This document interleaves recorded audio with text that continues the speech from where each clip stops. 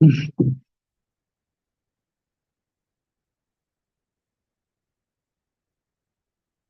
check the Councilmember. Yes. Councilmember Damian, can you do a sound check?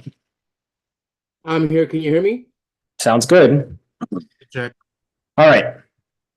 All right, so we're at consent calendar. Is there any items, council? So we are at consent calendar. Is there any items council is looking to pull?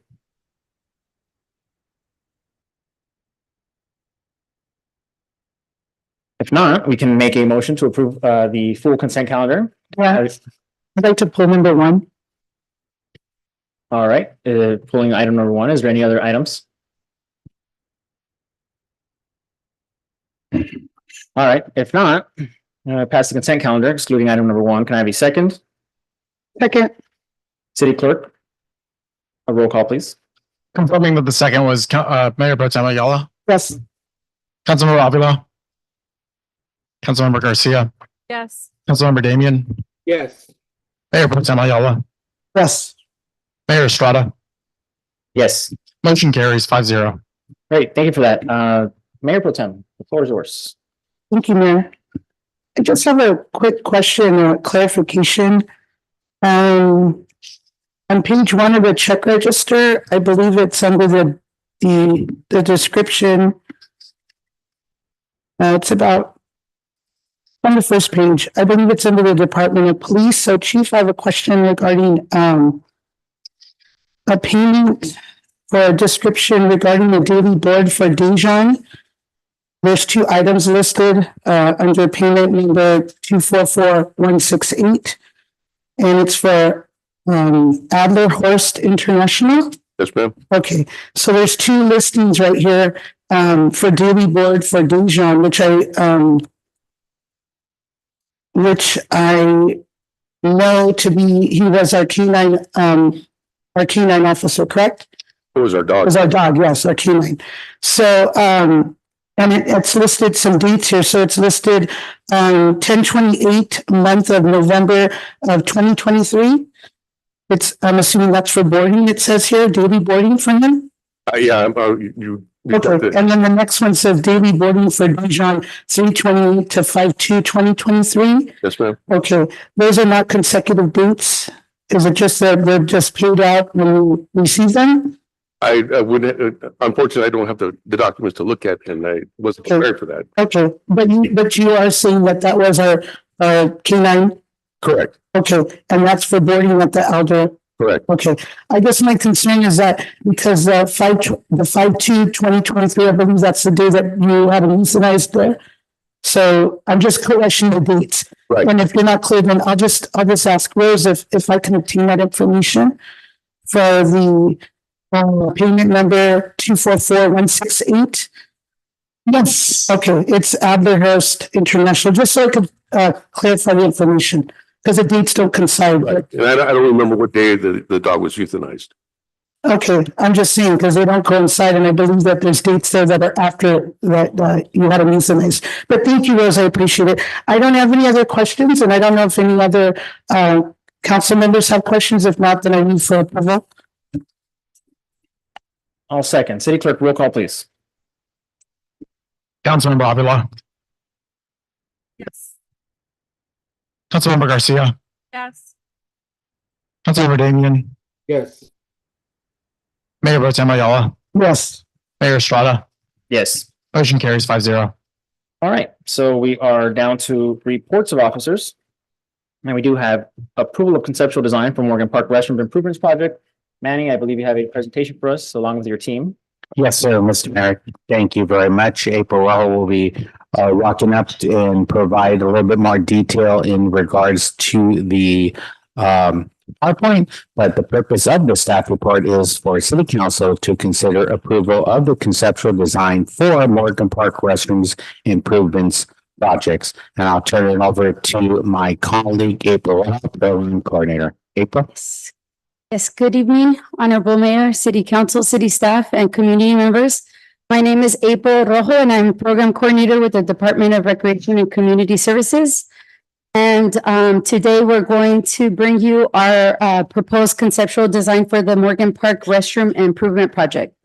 Next slide, please.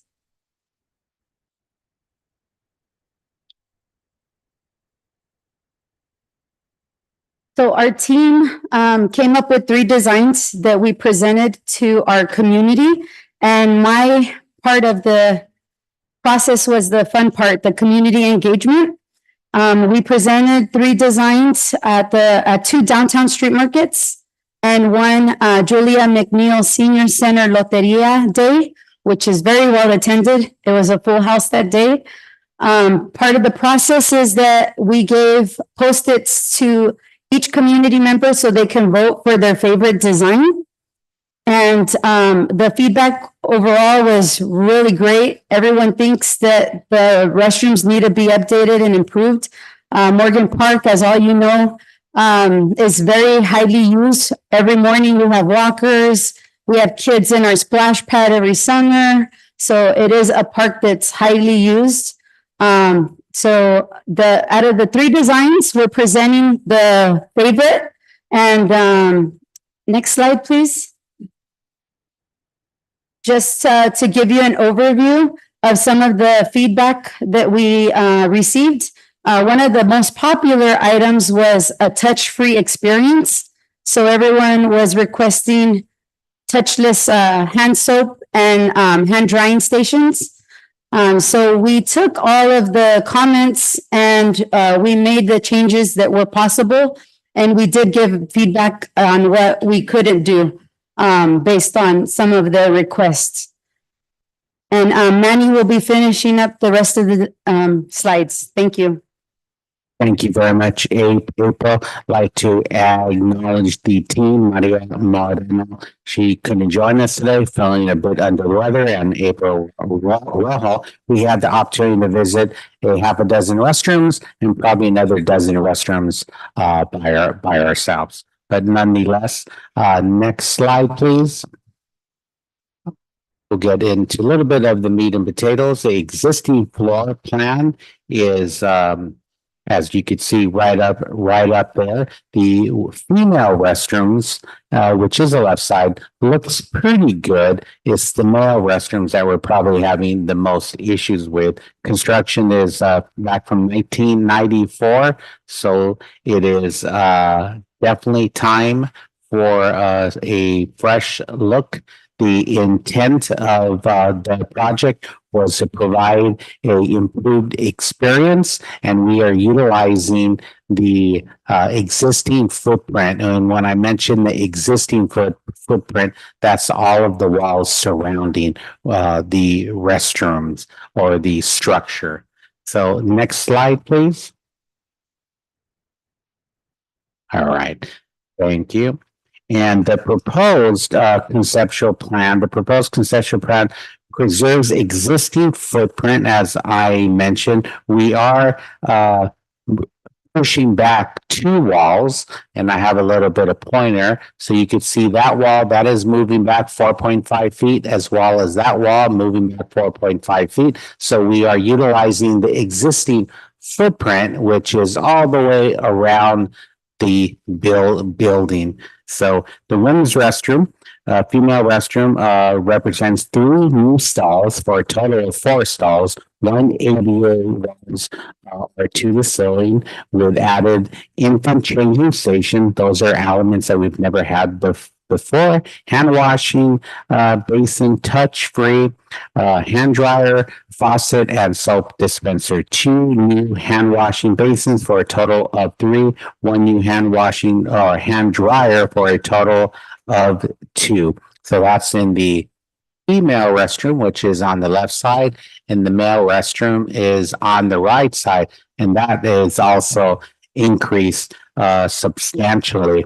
Also like to highlight the 2 ADA restrooms for the female and for the male. Those also can be utilized as neutral restrooms.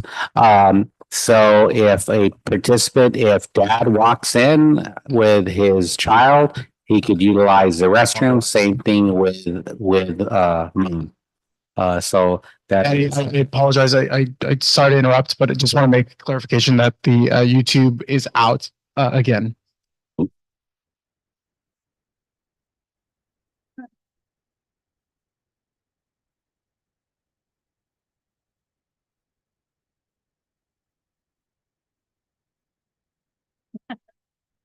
Okay, so I will continue unless directed otherwise. So once again, So we're gonna need to wait for the YouTube to come back on.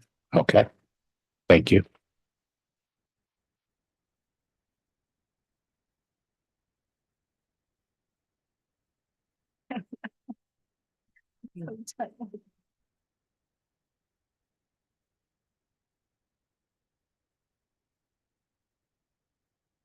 I don't see the YouTube being out on my end.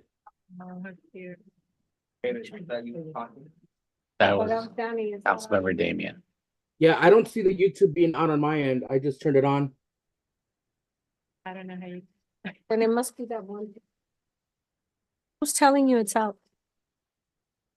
I don't see the YouTube being out on. Okay. Remember, Damien just said it's working for him, working for you. Yeah, it's working for me. I don't see the YouTube being. It's working. Okay, So yeah, it's working. it should be fine. Okay, we'll remember soon. Manny, Okay. continue. Very good. This up. So can I have the PowerPoint back up, David? I'm on the proposed conceptual plan.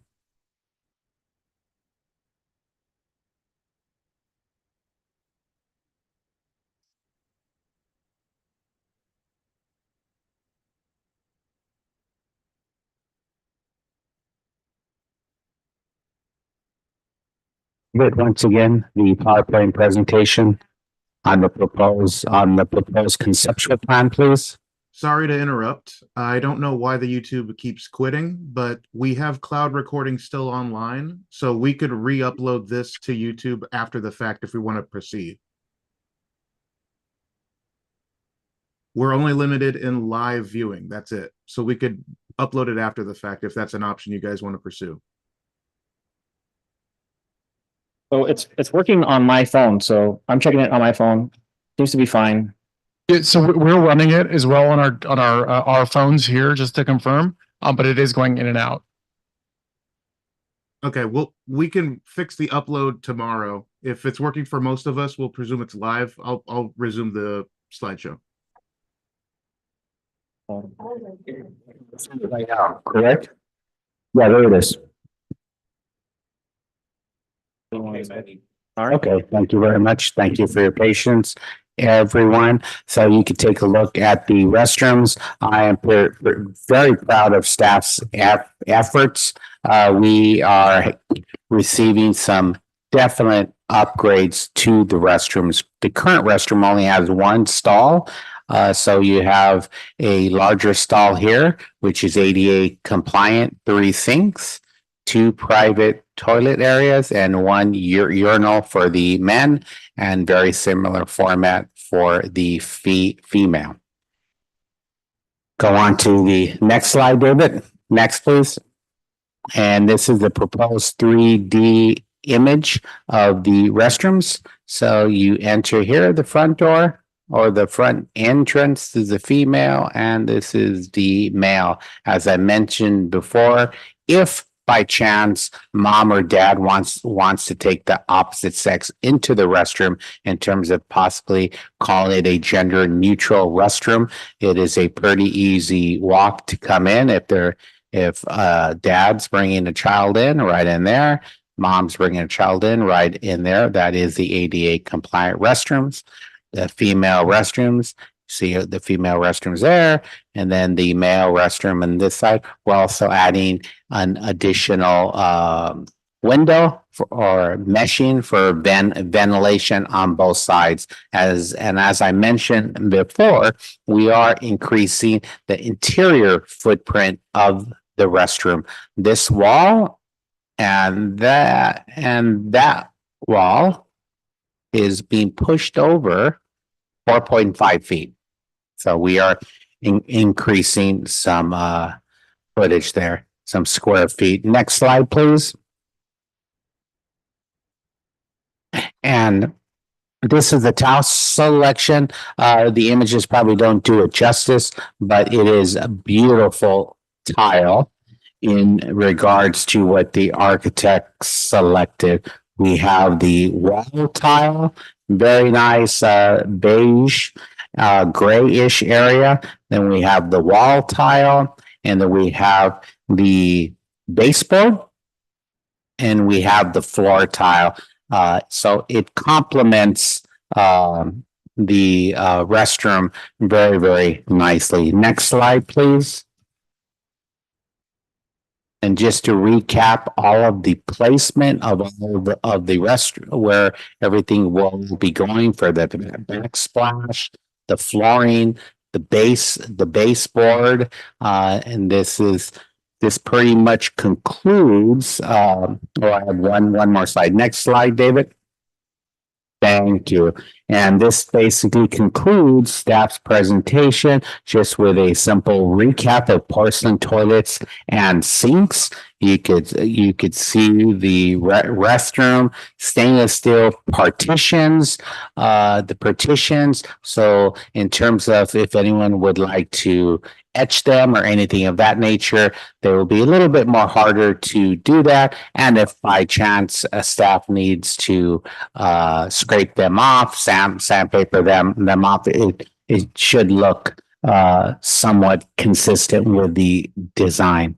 And as I mentioned before, we are providing a touch-free experience in regards to faucets, soap dispenser, hand dryers, and flushers. So literally, you could utilize the restroom other than utilizing the toilet paper. You shouldn't really need to touch anything within the restroom. We also are adding infant changing station in the male and female restroom in the ADA compliant area.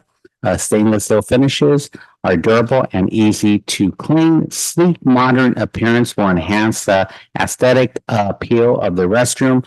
Generally speaking, we are very proud of this restroom, and I'd like to congratulate staff for their due diligence as well as the architect. And I believe this definitely is improving the quality of life for all of the users at Morgan Park. I think it's well known, although it's a neighborhood park, it really is a regional facility. So this concludes staff presentation. Thank you. Great. Thank you for that presentation, Manny and April. I know definitely something that we've been looking forward to. I know that's something that is in dire need of at Morgan Park. So I don't have any questions, but I look forward to the project being completed. And I'm going to go ahead and open it up to council members and staff if they have any questions, comments, concerns. Yeah. Yes. I just want to thank April and Manny and all the staff working on this project. It has been in the discussion for quite some time and it's well overdue. I'm excited to see, I've always mentioned to Manny that one of the worst things of going into a park, and I'm not speaking of Morgan Park necessarily, any park, is the restrooms. And just to know that we are going to have a good quality bathroom where people are not going to feel uncomfortable going into it, it's exciting. And I'm glad that we are going to have that facility there. And hopefully we can implement them in all of our parks and make sure they're always kept up, which I know you do a really good job. So thank you for the work you're doing, and I'm excited to see it complete. Thank you. Thank you. Mayor, if I may. Yes, go ahead, Councilmember. Yeah, I would also like to thank staff, Manny, and staff for the outstanding job with the presentation and some of the community. I was present at some when the residents were giving feedback. And like others have mentioned, this is a project that has been a long time coming. And I don't know if this is a question for RCS or Public Works. But how can we get this project expedited to ensure that, I don't know if it'll be complete by the summer, but what can we do to get this project expedited? How can we go out to bid as soon as possible?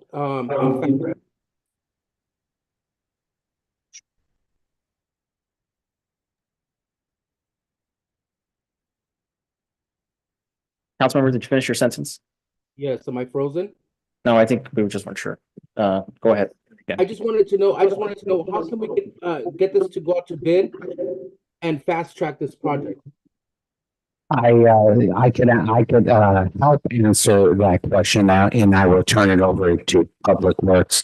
I spoke to the architect this afternoon, and he indicated he will be submitting the PS and E by next week. Plans, specifications, and estimate by next week. So I will be gently handing this project over to our Public Works Department. At this point, I'd like to turn over to our engineering manager to respond to the additional item. So once we get the project from Parks and Recreation, we're gonna review the project and we can move forward in just a month or two. So we have to publish it for about 3 weeks in the newspaper. And right after that, we can move forward with the project. So are we talking about a timeline of about April, Romani? April sounds, yeah, I think by April, maximum by May, we can come back to the council meeting with contractor. Perfect. Thank you so much. And I would just ask that we expedite this project so that we can get it going. That would be a great thing if you guys can expedite it. Councilmember Damian, in the spirit of expediting and accelerating, Manny and Romani, we're not asking for authorization to proceed with the bid. Should we ask for that now? No, because we did not review the plans yet. We would like to review them with Parks and Recreation before we ask the council members for accepting the project and proceeding with bids. Okay, so we would come back. Yes, please. So you're not willing to expedite? We're trying. I'm only kidding. I'm only kidding.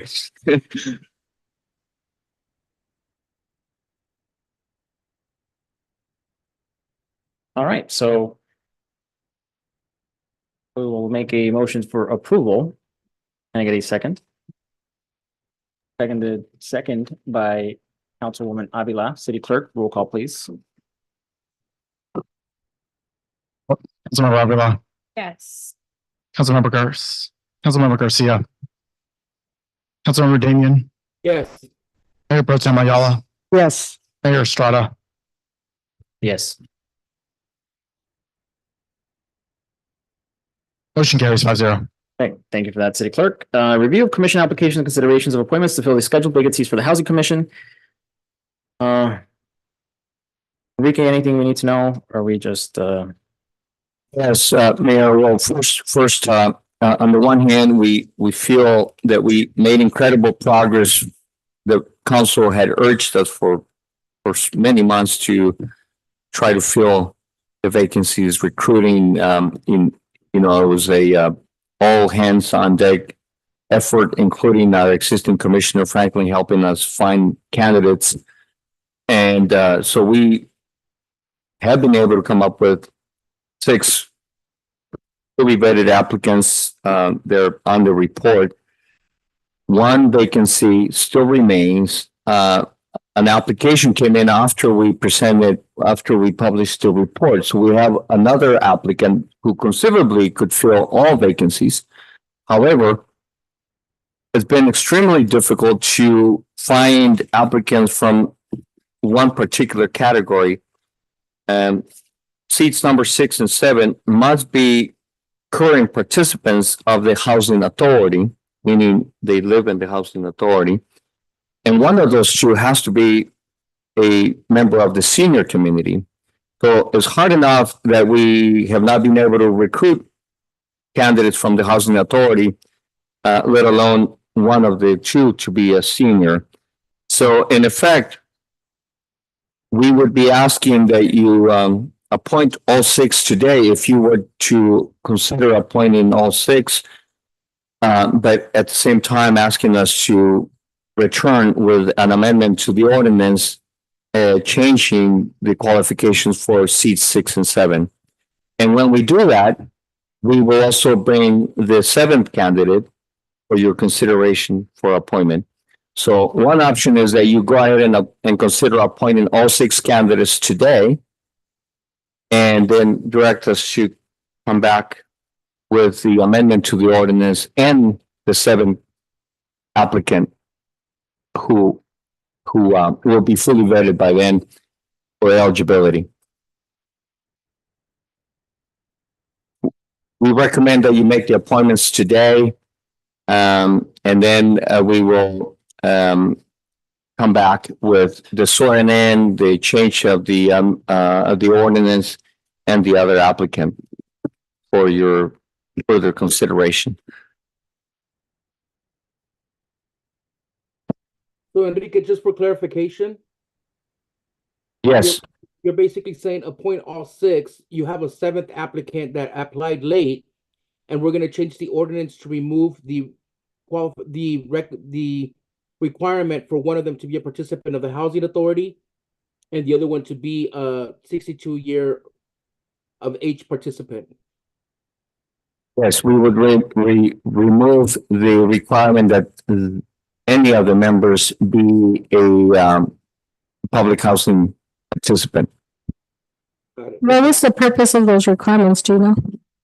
What was the purpose of those requirements back when they did that? I think the intent was that, they have a voice, on housing matters. One being that, the perspective of residents who live in the housing authority may have a particular vantage point on housing programs. But we believe that, any member of the public can probably convey a similar, and ideally we try to recruit from that category, but we just haven't been able to. Right, and just not having it in there, I mean, it leaves it open for anybody to apply. Somebody that's already in those qualifications, even though they're not there. I mean, they would just leave it open. How long ago was that requirement put in, do you know? Is it necessary? This is the beginning. Dinosaur time? I mean, I mean, I think that the fact that we haven't had a housing commission for so many years and we've had trouble trying to get people to apply for this commission, I think that would be a good idea to just go ahead and amend the ordinance and then appoint all seven that we have applicants to the housing commission. I think that makes sense. Just because even as an open application, it's been taking, like we said, it's been taking a really long time to get these seats. So it's going to be even more difficult to find people that Specific. are incredibly specific in the demographic. I mean, we do want diversity, right? And we do want anybody to apply, but the council has done its part. We've made sure that we opened it up. We made sure that we advertised it. We made sure that we encouraged everybody to apply. And so, Everybody's still welcome to apply. and everybody's still welcome to apply. Yeah. So is there any other questions, comments, concerns from city council or direction or motion? I just want to say that I'm good with taking out that criteria of the housing authority, just as long as, of course, they're all residents. But other than that, I'm good with accepting these six right now and then, bringing forth the seventh at a later date. So Mayor, I'll make a motion to go with staff recommendation, approve the six, appoint the six that we currently have at hand, bring back the seventh applicant, and then amend the ordinance. All right, is there a second? A second. City clerk, roll call, please. Councilmember Avila, Yes. Councilmember Garcia, Yes. Councilmember Damian, Yes. Mayor Pro Tem Ayala, Yes. Mayor Estrada, Yes. motion carries 5-0. All right, thank you for that, city clerk. So at this moment, we are down to item number 19, request for authorization to purchase APX radios by Motorola Solutions. Is there any questions from city council staff on this item?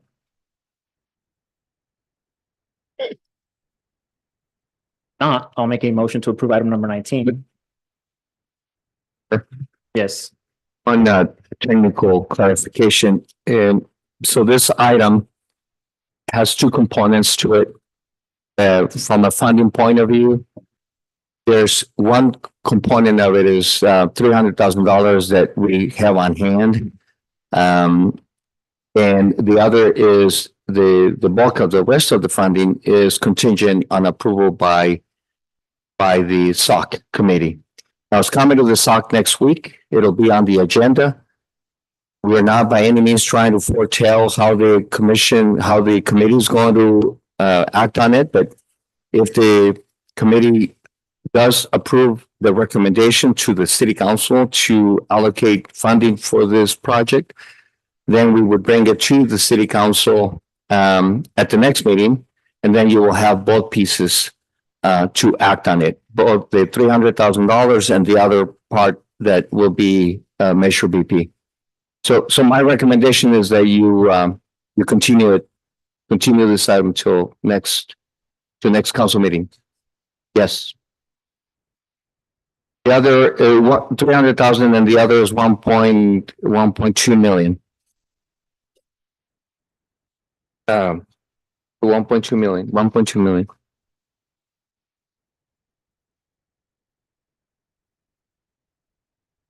All right, is there a motion on the floor? So you're recommending to bring this item back, Enrique, or you want us to? Next meeting, Councilmember Damian. Okay, so do not make a motion on this item. You want us to bring it back? Right, Until the SOC meeting. right. Okay, so question for you is, what happens if you bring this to the SOC committee and the SOC committee turns it down? If the SOC committee turns it down, then we have to look, well, you can overrule the SOC. No, we can, no, I'm just kidding. We would have to look at the general fund Okay, got it. Okay. When is the SOC committee meeting, Enrique? next week on the 13th. Oh, yeah. Okay. So I'll go ahead and make a motion to bring this item back. Second. All right, city clerk, roll call, please. Councilmember Avila, Yes. Councilmember Garcia, Yes. Councilmember Damian, Yes. Mayor Pro Tem Ayala, Yes. Mayor Estrada, Yes, motion carries 5-0. thank you for that, city clerk. Item number 20, approval of amendment number 2 to the consultant services agreement with Terra Realty Advisors Incorporated to provide various real estate services related to outdoor advertising. Is there any questions or comments from staff or council? I do have a question, Mayor. Yes, go ahead. Ron, when you say the potential new revenue generating opportunities, how much revenue are we talking about? Sorry, can you repeat the question one more time? Yes, on the staff report, it says that based on its positive experience working with Terra, there's a potential new revenue generating opportunities. So when you say potential revenue generating opportunities, how much money are we talking about? Do you have a ballpark figure of what we're talking about we can generate? Yeah, so it's, on average, each billboard that Terra Real Estate has assisted staff in negotiating with the billboard companies, on average, we receive about 72,000 per billboard. We have a couple of billboards that are currently underway. So I would say we have about 3 of them, so they average about 72,000. The cost associated with that work from the consultant is added to the development agreement, so it pays for itself. So we do have that additional revenue coming on board. Last year, we collected about 2023, a little over $700,000 in billboard revenue. Okay, got it. Okay, I just wanted to make sure we justified the $50,000 expense, so it looks like we do. If no one has any other questions on this item, I'll make a motion to approve. Is there a second? Second. City clerk, roll call, please. Councilmember Avila, Yes. Councilmember Garcia, Yes. Councilmember Damian, Yes. Mayor Pro Tem Ayala, Yes. Mayor Estrada, Yes. motion carries 5-0. All right, thank you for that, city clerk. Item number 21, consider and approve a transit service agreement with Southland Transit Incorporated for bus operations and maintenance of city's dial-a-ride and fixed route transit program. I did have some comments related to the item. And so I think we've kind of been talking about upgrading our transit system and just the way it operates for a while now.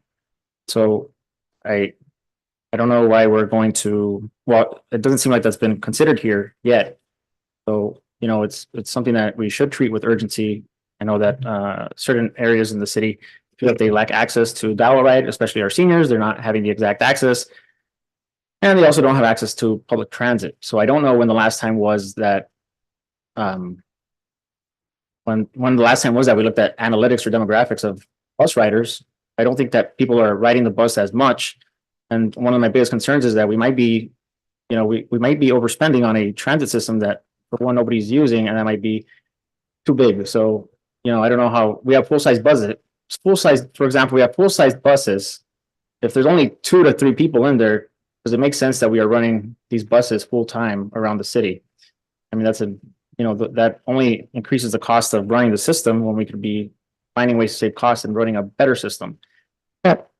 Mayor, and if I may interrupt, I agree. We actually just came across that situation when we were planting the trees, correct? About our residents not having transportation in certain areas of town. A good example is on the other side of the 10 freeway. There's no transit. There's no transportation for them to get on this side of town. So looking for other ways to get them around town, smaller buses, like he said, because I don't think we're providing the appropriate service. And it's excellent that you're bringing that up, because we just came across a few residents that were complaining that they don't have a way to move around our city, and those big buses don't make sense. So I think we should explore better ways to have that accessible for them. So, and to me, that is really important, especially when we're talking about just our residents. I don't know when the last time was that these bus routes were updated or looked at. And so I'd want to see a presentation on we have a presentation and numbers on it. Okay, actually, I'd like to invite Lina Villa, our management analyst. And also just want to mention that we also have Jason Stoll, the vice president of STI here as well. So good evening, Mayor, council members, and members of the audience. My name is Lina Abdullah. I'm the management analyst with the Department of Public Works. And we're going to go over a little bit about our transit service agreement that we've been working closely with STI, on putting together. So we're going to go over a few things. We'll go over the background of the current agreement with STI, this new agreement that we've worked on with them, as well as a CNG refueling agreement that we are presenting with, that we're proposing with the city of El Monte, and some of our future plans for the transit program. And then if you have any additional questions for me or for Jason, we'll be happy to answer them. So our current relationship with STI has been, we've used their services for over 30 years. The current contract that we have was executed back in 2013. It was for a term of 5 years, and we've exhausted all of the extensions through the 4 approved amendments. There's some services and programs that were actually included in that contract that are no longer, that STI is no longer doing, such as maintaining our bus shelters and managing the bus shelter advertising program. So this new agreement with STI is for 2 years. It's a little bit shorter, and we're hoping in that time to be able to really take a better look at our transit system and make it more efficient. So this agreement, fares will not be increased at all. They'll continue to be at the prices they are now. Due to many factors, there is going to be an increase in our hourly rate. And so we're proposing a few changes in the service. And these are just based on changes that as staff, we just kind of looked at. And so we are proposing that we reduce services for the Pumpkin and the Teal line on the weekend from 2 lines to 1. And to our express line trolley, which runs Monday through Friday, instead of having it 2 lines run, have 1 line run instead. Our Dial-A-Ride service, which is our most utilized service, will continue to run 7 days a week, including holidays. And then as you all know, we have our CNG refueling station, which unfortunately is unoperational right now. So what we're also proposing is a CNG refueling agreement with the city of El Monte that will be used as backup when our CNG station is not available. And since STI is located in El Monte, it's really convenient for them to be able to refuel in that area as well. The cost to refuel from their station, when you're looking at the cost of the gasoline gallon equivalent, it's about almost half the price of what we'd be paying somewhere else if we do that with the city of El Monte. And as if you've all mentioned, our transit system really does need to be revamped, reimagined, and done in a more effective way. So some of our plans for the future is we're hoping to have our CNG station up and running in the next few months. We are also looking at doing a transit route efficiency study, which has not been done in a while. And the results of that will allow us to make the services more tailored to our residents and make it more efficient for us. We're also looking into opportunities to possibly purchase a electric vehicle for our dial-a-ride service. And then we're also looking to develop a program for our bus shelters that will create additional revenue that we can again put back into the program. As well as give some of our local businesses the opportunity to advertise there. So that's all I have, but if you guys have any questions, I'm gonna invite Jason up and we'll try to answer any questions we have for you guys, or you have for us. Mayor, I have a question. Yes. I want to know, in the past, we have contracted with STI for many years. And in the past, our CEO has negotiated the contract. So I just wanted to know if you were involved in this. Thank you, Councilmember Garcia. I have been involved, not directly, but I have been involved working through Sam. Mhm. And I can definitely increase my degree of involvement, but Okay. I've been involved, yes. Yeah, I did see some reduction of services and then some increase in hourly rate, if I saw that correctly. So I would just, like to know from our CEO kind of what your assessment is. So what is the time sensitivity with this item? I would say that SDI, Jason in particular, have been very cooperative and very willing to work with us. Contractually speaking, it's been difficult to, we actually went without a contract. We now have essentially a ladies agreement, right? Almost like a handshake of sorts. I was telling the mayor, that's kind of what we have, although there's written communication. So we appreciate your working with us. It is urgent that we amend it though, so that we can realize the savings in the as a result of the reduction in routes and what have you. That does require that the contract be amended. But I definitely vouch for the fact that SDI has been very cooperative. Mm-hmm. Yeah, I think, I would like a more thorough kind of review and assessment of things. Like the mayor said, just to make sure that if the service is provided that's needed in our community. And I don't think we have a good understanding of the routes. I know there's going to be efficiency study, it looked like, so that's good.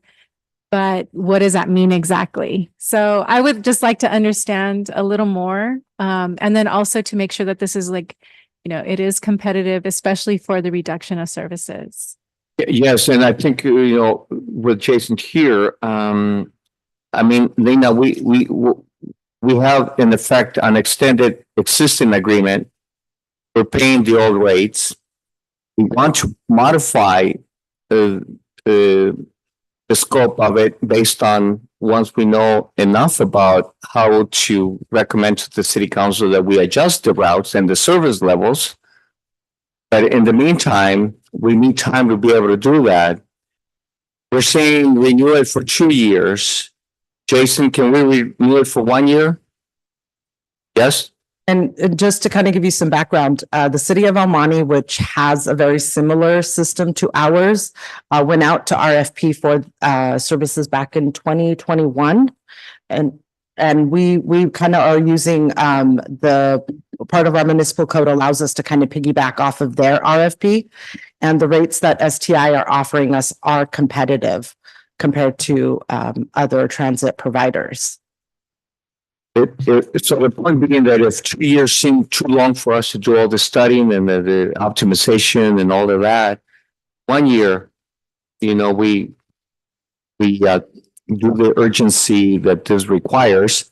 And then if Jason's agreeable to a 1 year extension as opposed to 2 years, then we would go with that.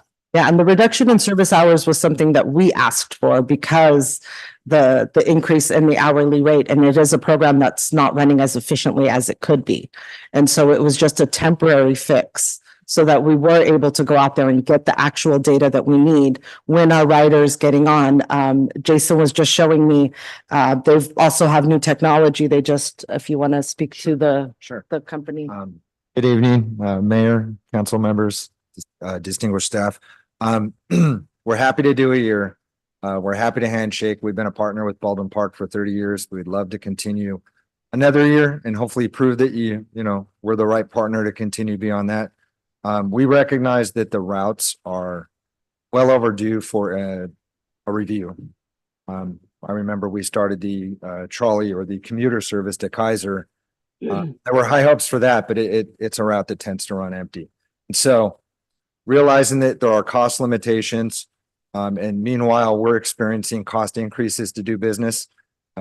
We've worked with the city over the past 5 months, I think. We're currently beyond our contract period. We are on a handshake. We've done this before with the city.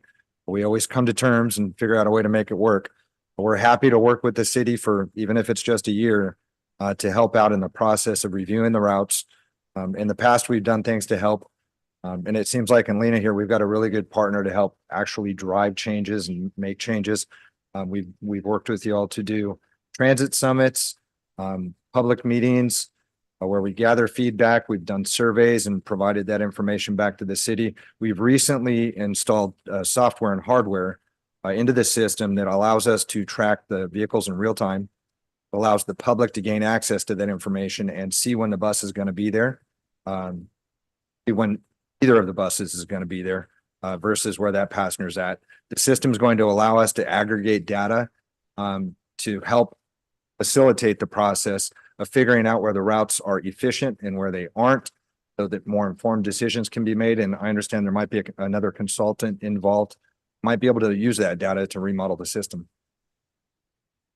So I'm not worried about the RFP, right? Like I've seen that obviously a 30-year relationship is a very long one. And I think that there should be room to work together and expand the relationship and figure out how we can figure out how to continue the relationship. But, I feel that we cannot keep it as is, right? And so like the biggest example, like the trolley, every time I see the trolley, it's empty. So we're literally running a full-size bus back and forth throughout the city for really no reason. Right. And so we're like, that's one of the things that we're talking about. A full-size bus, you need what kind of license can you drive it with? Sorry, repeat that. What kind of license do you need to drive the bus? The regular transit? Class B commercial with an air brake. So if we downsize our buses so that they're, and we could probably save on gas, we could probably save on needing specialized drivers, we can probably save on a lot of these things. And now we don't have a full-size bus riding empty around the city. And then, of course, we are just creating toxicity in the air, which kind of defeats the whole purpose of public transit. So to me, that's my biggest thing, right? And I don't want to, and I've kind of shared that, I kind of try to share it with urgency, and I've tried to share that staying with us. If we can do a year, obviously it's up to the council, but if you do a year, can you include some scope that we can expect, some scope of work at a certain time frame, so that we can look back and say, well, this is what our bus routes look like. This is where we're missing. This is how many riders we have. And because we also have to realize that with no riders or with very, very low riders, the cost per rider to the city is incredibly expensive, right? And so we really have to work on that, especially because we don't have advertisement in our buses, or we don't have advertisement in our bus stops. So we don't have any sort of money to, add to the, to help cover the costs. So, I mean, I think it would be pleasant if we can bring this back next meeting and with some sort of scope.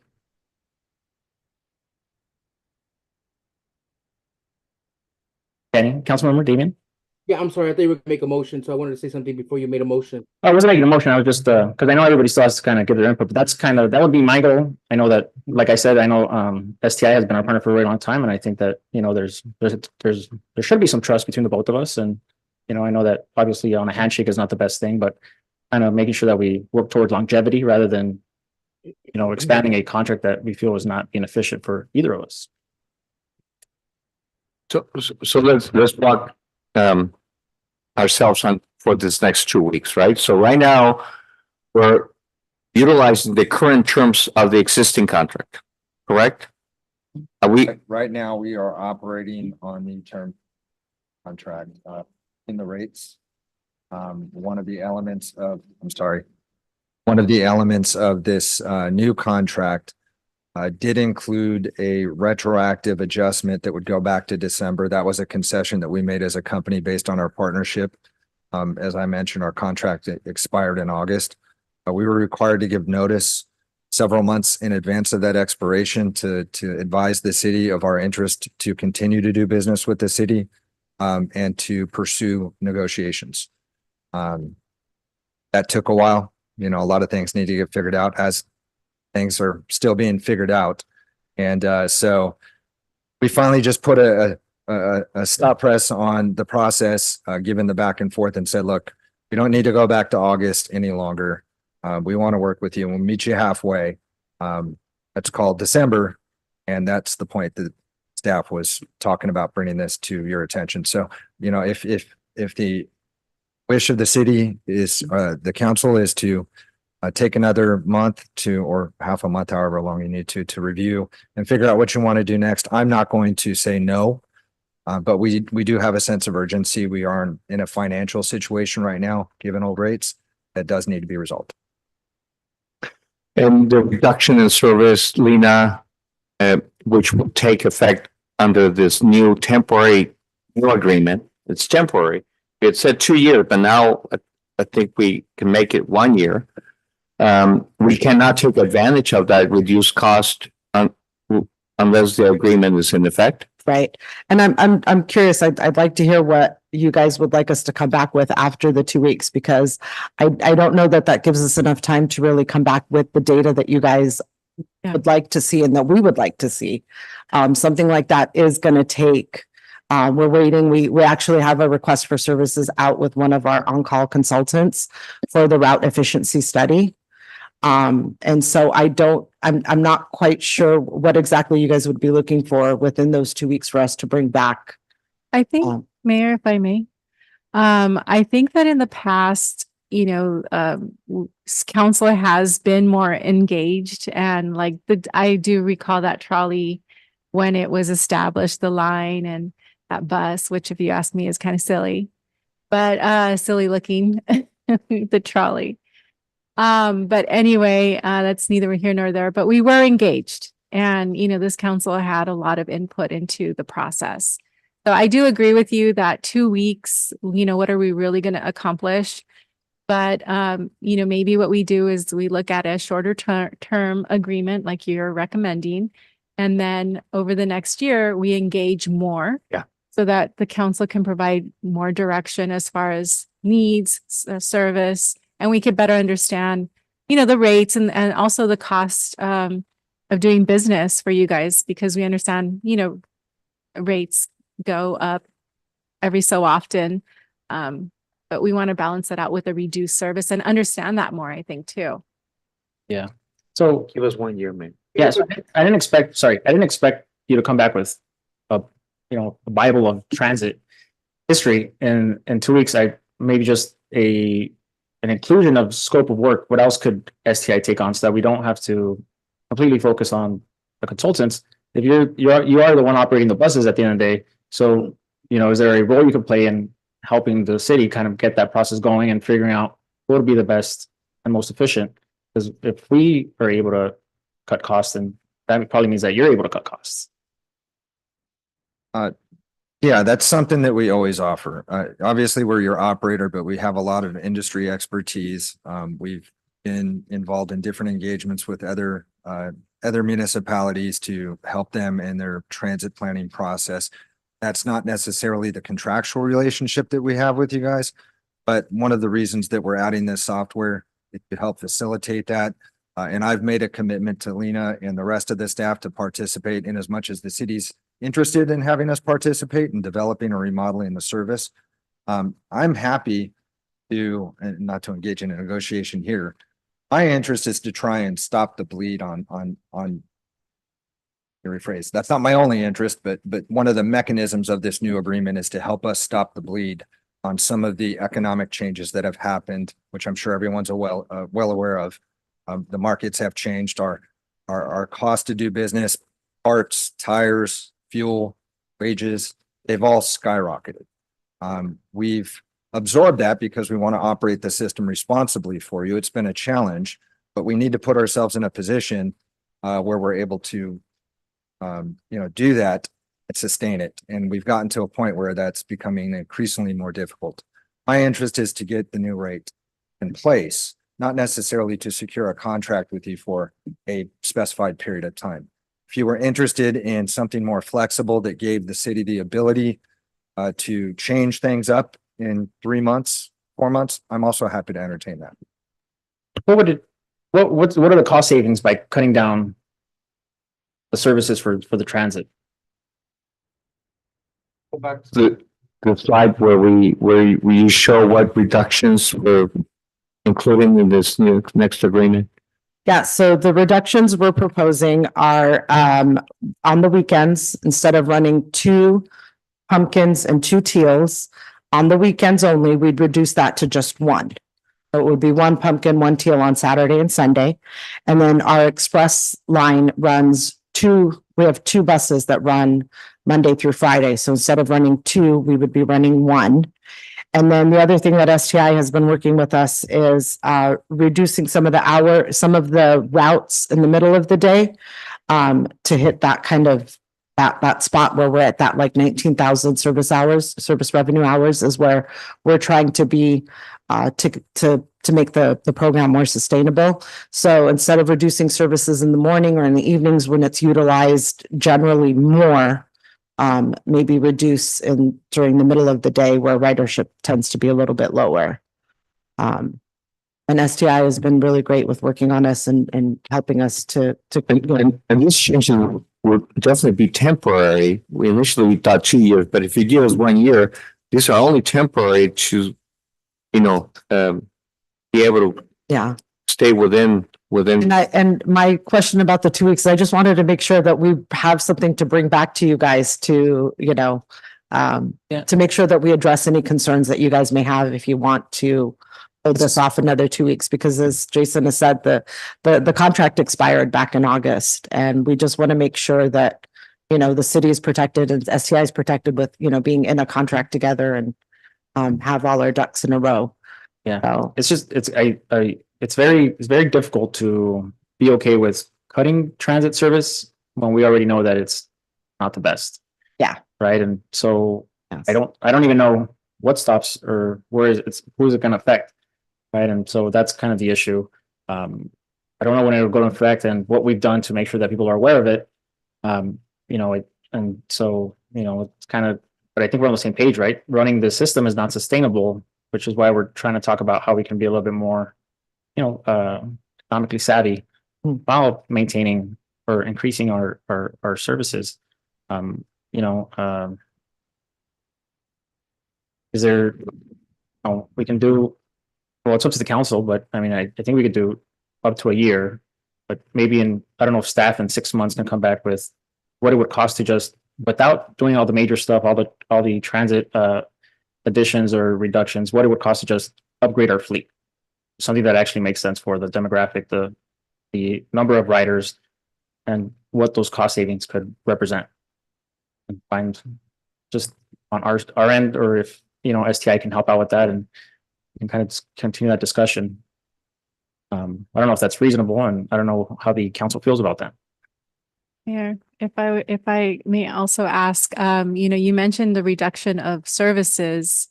And was that based on need? Was it based on ridership? What is the, I guess, the data attached to those changes?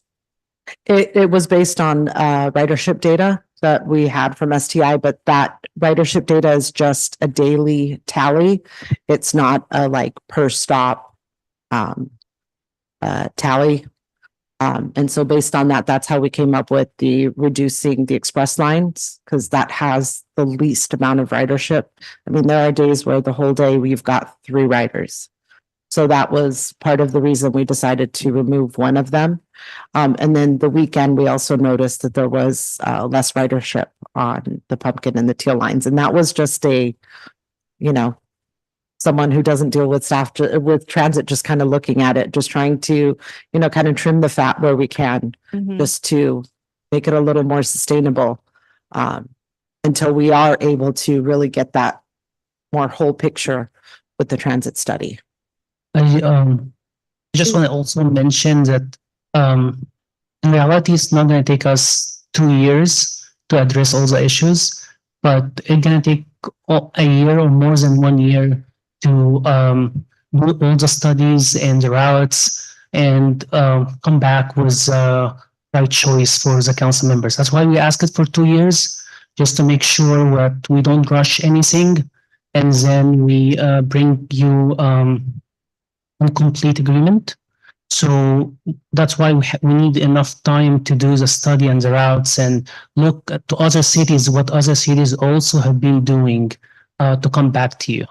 Would it be fair that in 2 weeks, if you could return with kind of the sites, kind of a map, and then show us where the existing route is, and then where the reduction is? And then also, at least we'll have a visual of that, and at least we could understand that. And then second, if there's any data, even if it's just daily counts. I mean, if it was by the stops, that would be really great. But if it's daily, and we'll take it. So maybe in 2 weeks, if you return with that information, and we can just make a better inform, and maybe at that point we would feel comfortable to, as Romani is recommending. But Definitely. I think right now we're just reluctant. Yeah, no, definitely. That's very clear on what you guys are asking for. And we can definitely bring that back in 2 weeks. Mayor, can I ask a couple questions? Yes, go ahead, Councilmember Damian. Okay, so thank you. So first of all, well, I've got a few. So you said that the ridership data, you guys are basing this off the ridership data. Why wasn't any of the ridership data provided to us so that we can see the reduction in riders? And then you also mentioned that the Dial-A-Ride is the most popular one. Do you know about how many people use that Dial-A-Ride?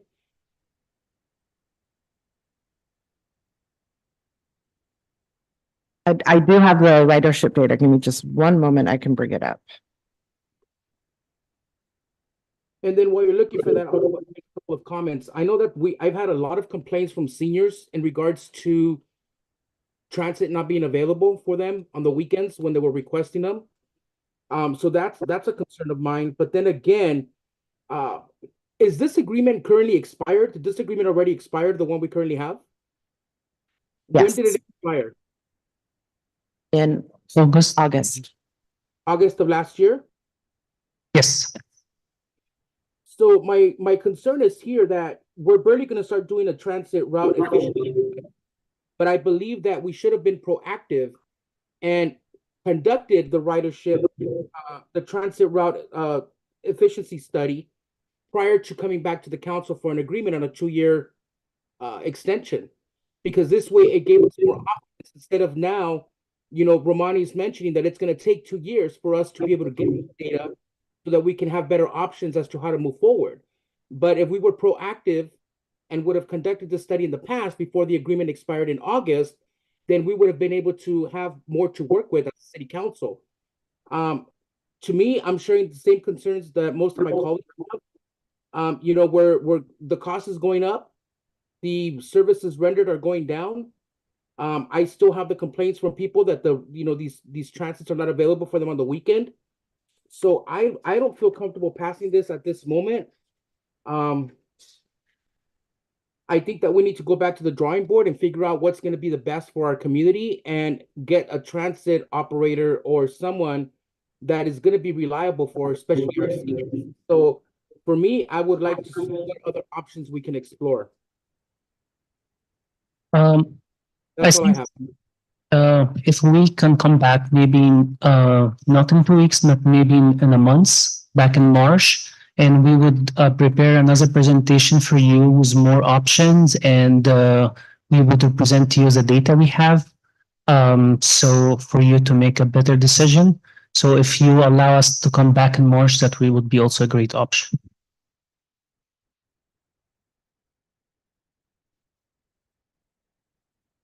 Okay. I'm okay with bringing it back in March to see what options they can provide for us. And then as well as also please bring us the data that you have so that this way we can make more of an informative decision at that time. Yeah, and I think it would be a good idea for STI and their team to maybe try to meet with the council members on in separate meetings and kind of hear their concerns, and that way we know what has to be incorporated into the scope of work or what we'd like to see be the outcome out of this conversation. Yeah, and I just do want to mention that there have been some staff limitations as well. We had associate engineers that were working, trying to make our transit system work. I've only been here a few months. I'm trying to wrap my head around it. You've got other cities that have whole divisions that are, like El Monte, they have a whole division that's dedicated to transportation. And I think just staff limitation hasn't allowed us to be as proactive as we would have liked. And we are, making those efforts to really get to know the system more. It's extremely complicated, and this was, the best that we could come up with, kind of as like as a Band-Aid for this like bleeding contract, I think, on both sides, whether it be for STI or for the city and the money that we're putting into it. So this was just kind of offered as a temporary fix until we were able to get the data we need. And yeah, I'm happy to provide the data, and we can come back and provide another presentation and share the data that we have with you. Yeah, I think that's fair, and I want to make sure that we also respect our long-term relationship and we give each other the chance and figure out how we can kind of make a better system that benefits everybody. And throughout California, a lot of our other transit systems have also been programs have been having issues with drivers as well. And I think STI is really committed to providing great service to us. But I think they've also struggled with, retaining those good drivers, and those good drivers come at a higher cost. So yeah, and I know that just being on regional committees, I know like Metro seeing it where their ridership is continuously declining. I know Foothill Transit starting to see a little bit of a pick me up. So there's a lot of concerns. I know, and I don't want to make it seem like we're not understanding of the current environment or the nature of the industry or just in general, right? But we just want to make sure that we can figure out how we can move forward. Yeah, and if I might make just one point.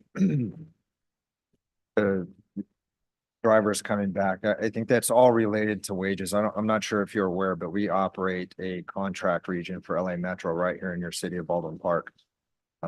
Just off Ramona Boulevard up the way. It's a much larger operation.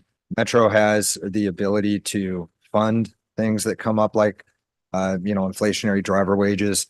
So we've worked with them, and our driver complement at a place like Metro is much more sustainable, and that's because we're able to pay those drivers at a more competitive rate. In the city of Baldwin Park, we've unfortunately, through a series of renegotiations and asks to be more efficient on our rate, had to hold back a little more than we wanted to. And of course, that's led to strains on the road, and we're making no excuses for that.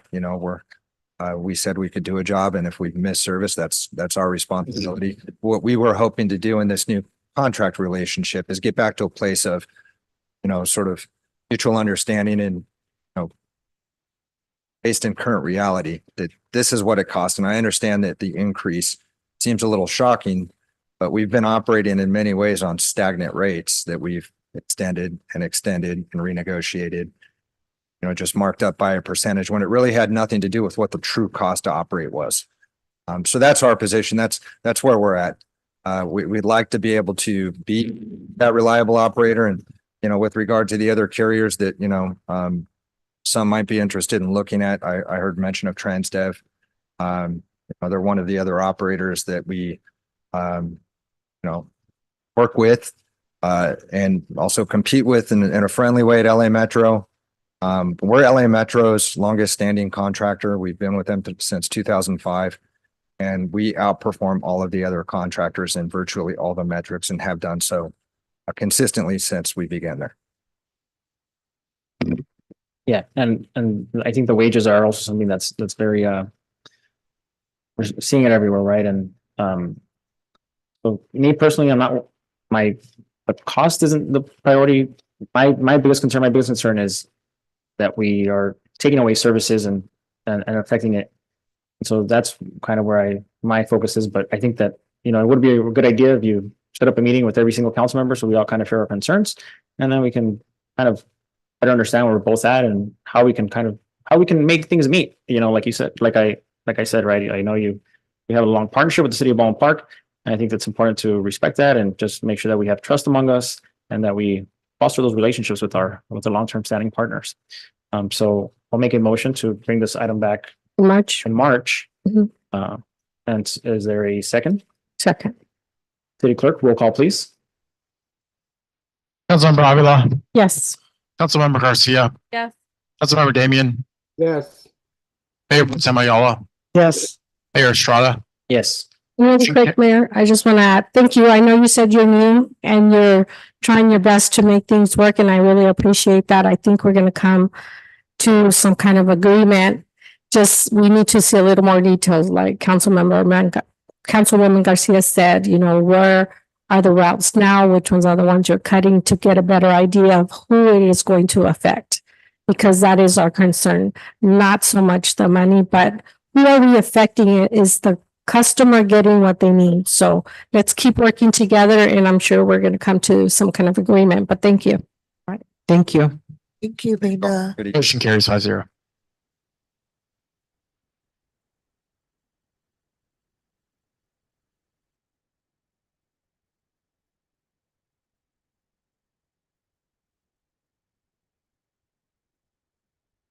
Okay.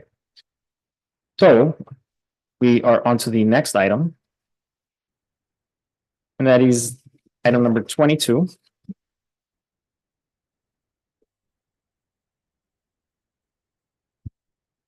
Hearing to review bidder protest and authorize the award of construction contract to Nationwide Contracting Services Incorporated for city project number CIP 21-198 Barnes Park Multi-Benefit Stormwater Capture Project. Enrique, can you take this on? Yes, I'll introduce the item, Mayor. Thank you. So, with this prolonged rain event, I think it's actually an interesting way of illustrating what the purpose of this project is, because, with all the storm runoff, this project will take advantage of the fact that we have stormwater that can be captured and infiltrated in the ground to replenish the aquifers. So the merits of the project couldn't be more evident than in this current storm. The project is going to take water diverted from a storm drain, bring it into this huge vault, if you will, big cistern, and then have the water infiltrate in the ground. And the soil here in Baldwin Park is perfectly suitable for percolation and infiltration. So the objective is to capture the water, bring it into this huge cistern, have it infiltrate in the ground, empty out the cistern, and then be ready for the next storm. So that's the theory behind it. But for as long as we're not able to build it, we cannot capture the water. So there's urgency in being able to get the project going. thus the need for you to consider potentially awarding the contract to one of the bidders today, and then be able to get that feature on the ground, not to mention the ancillary other benefits that come with the project, which is essentially renovation of the park, which Barnes Park, which will include a dog park and other amenities that Manny and his department are actually waiting for. And so are the residents. So, the bids were opened in October. All of that is publicly noted, as you know. But then there's a process that follows in vetting the contract, the bidders, due diligence in terms of their track record and what have you. And so what you have in the staff report is a recommendation that the award be given to bidder number 2, and that bidder number 2 is essentially the responsible bidder, and that is the criteria by which a construction contract must be awarded to the lowest responsible bidder. So we as staff have deemed and have found bidder number 2 to be that. So that's a recommendation. Bidder number 1 and bidder number 3 have filed objections, are contesting the recommendation, and you will have the opportunity to hear them here today. We do have a staff presentation that Romani will start us out with, and it will describe the project, and it will also describe some of the bidder type of interactions we have had since the opening of the bids. And we also have our legal counsel, Grant, who will provide some of the legal information as well. So Romani, if you can run the presentation.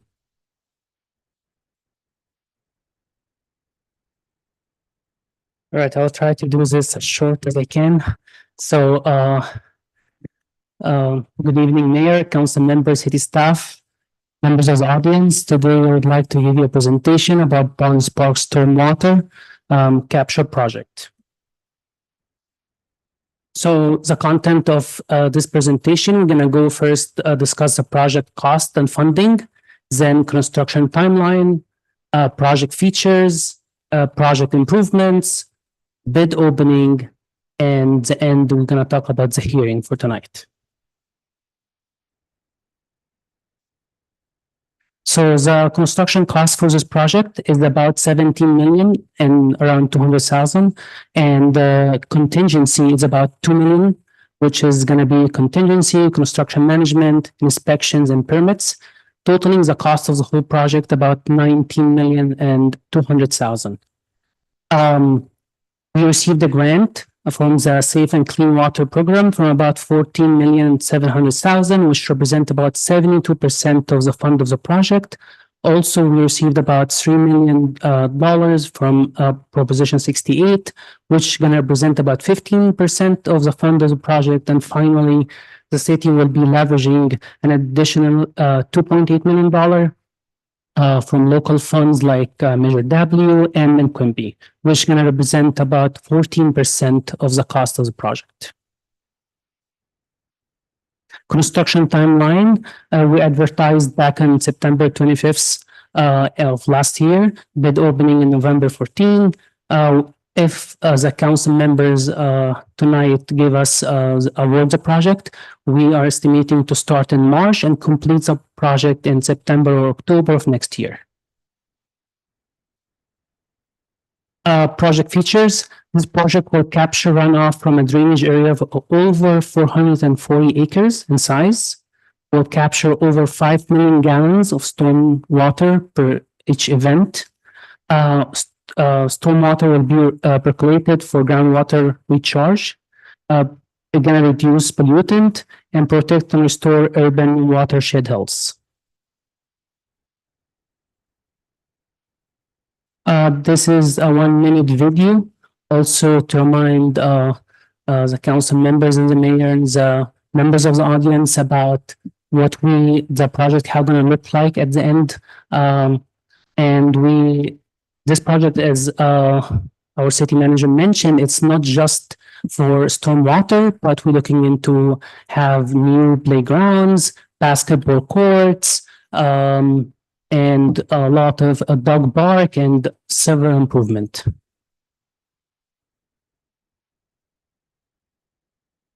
All right, bid opening. Bids were publicly opened on November 14. The following is a summary of the bids received. The lowest is Zuser Company at about 17,088,000. Second, Nationwide Contracting at 17,199,000. Pasa Construction Third at 17,350,000. Ford at 17,130,000. And as we can see, the lowest four bidders are very close to each other. Force, Stacy and Whitbeck at 19 million, and finally Ortiz Enterprises at 21 million. That's brings us to tonight's hearing. So after reviewing the bids and investigating the qualifications of bidders, staff found evidence that concerning Zuser and reflects upon the responsibility to perform the project. And here are the two reasons. Zuser did not demonstrate candor in responding to city inquiries into qualifications. And second, in addition to that, Zuser disputed responsibility for worker misclassifications. It's admitted before at the Department of Industrial Relations. On November 20, 2023, city received a bid protest from the third lowest bidder against the first and the second bidders. Staff recommend to determine that Zuser is non-responsible bidder and approve and award the construction contract to Nationwide. Finally, the purpose of this agenda item is to provide bidders with a hearing to give them an opportunity to present evidence concerning their responsibility, and after considering the evidence presented, for the council to make an award. And that ends the presentation and beginning of the hearing. Thanks. Also, we have new documents.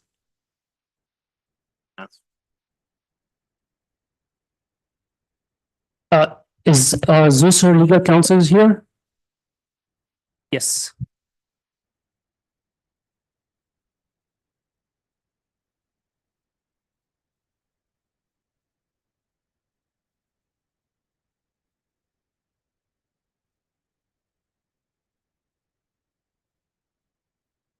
Do you have new documents for the record? So we also have new documents we're gonna present to our city clerk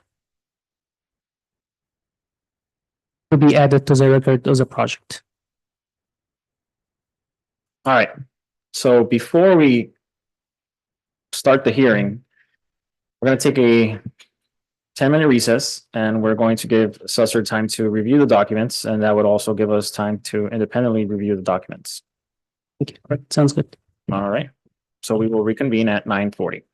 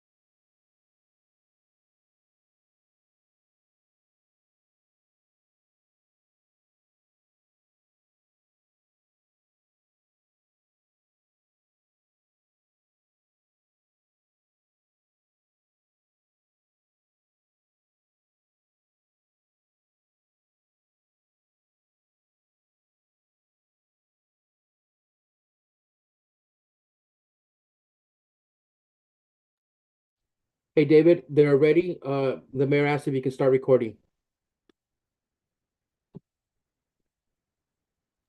Okay, stand by. I gotta have Mark unmute. Thank you, David.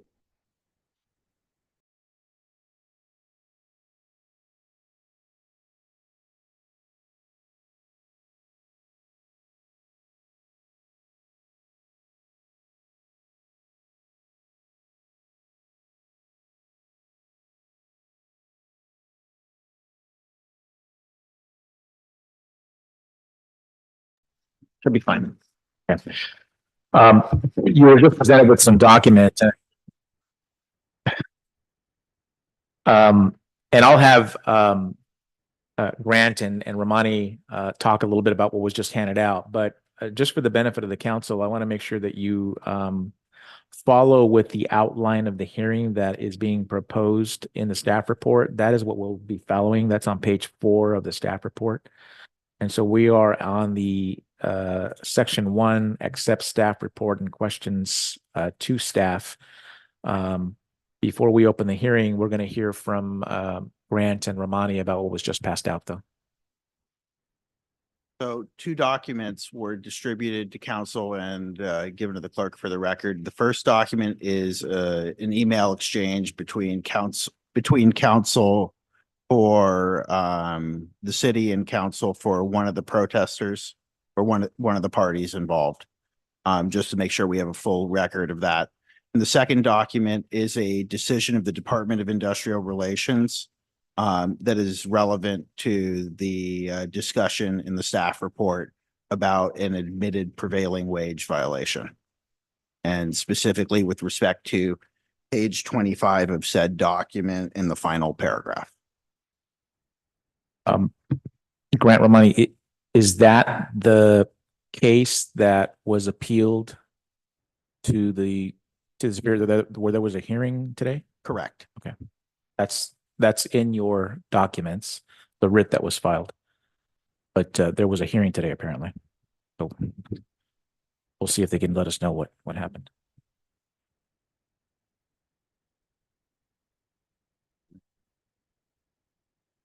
Thank you. All right, so we will open up the hearing. And the first presentation is from CASA.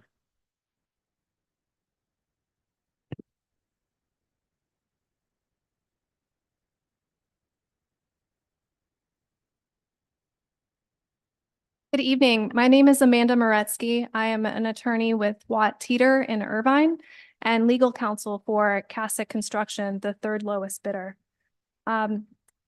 CASA first and foremost wants to thank the city, the mayor, the council members, and the staff for the opportunity to speak to you directly about what we believe is a valid and legally supportable bid protest against both the first and the second bidders, Zusser and Nationwide.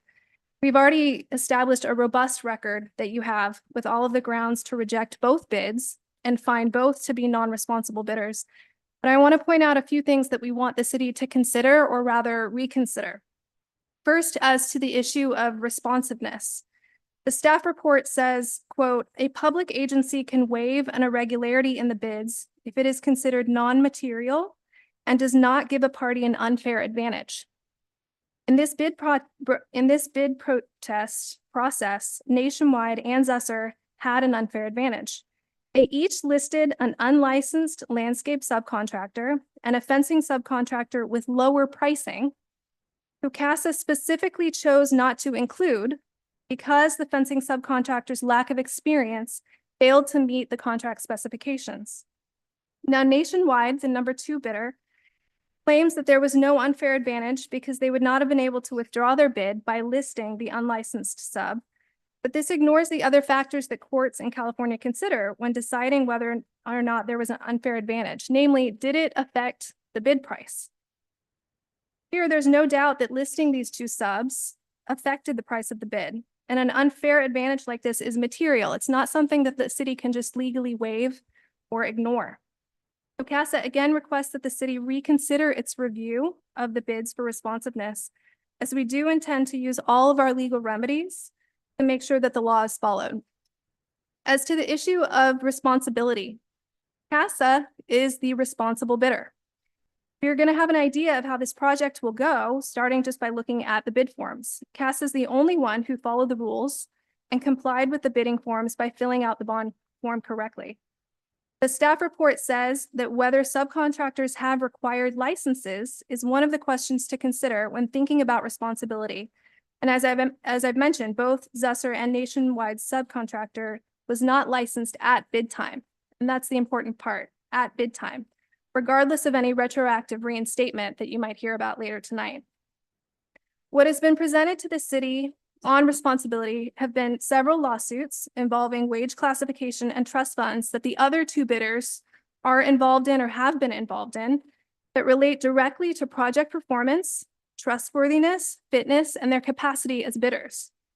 You have no such issues with CASA. Zusser could only cite one freeway car accident case filed by Larry H. Parker involving one of CASA's employee cars that had nothing to do with the project or any project performance. So obviously this is not a comparative case having to do with any favoritism arguments that Zusser might raise tonight. Lastly, it's clear from the bid documents, the contract, and the specifications that the experience of the contractor and his qualifications to perform this important project for the city was very important. So for our remaining time, I'm going to turn it over to CASA's Vice President, Mr. Sam Kaspar, who's going to speak to CASA's experience. Good evening, Mayor, council members. I will say, forgive me, I'm not a very good public speaker, but I could build a heck of a park. First and foremost, just like Amanda said, I think CASA is definitely the only responsible bidder that's here tonight. In terms of our experience, if any one of you guys wanted to go to get the best seafood in town or the best mechanic, you're going to go to Yelp and you're going to see who's got the best reviews, and the verbiage there kind of speaks for itself. What I have in front of me, which probably you guys have already seen, is just several letters of recommendations from public entities, just like yourselves, local agencies, as well as letters of recommendations from architects as well that have designed these parks, and we've built these parks. One of which is a letter of recommendation from the designer of this park as well. So I think with just with that alone, I think that shall serve as a representation of who we are without really having to say anything much further than that. We've done a lot of these projects, and I don't think anybody in this room has built as many parks as I've built. Personally, I've built over 100 parks myself, public parks. Typically on a project this size, you're going to see pre-qualifications that are done, maybe a different range of licenses that are a requirement, which in this case, that wasn't there. So, and if it was there, I could assure you that neither one of the other general contractors that are here tonight wouldn't qualify. CASA would qualify. Wanted to make a note that we have met the 5 minutes, but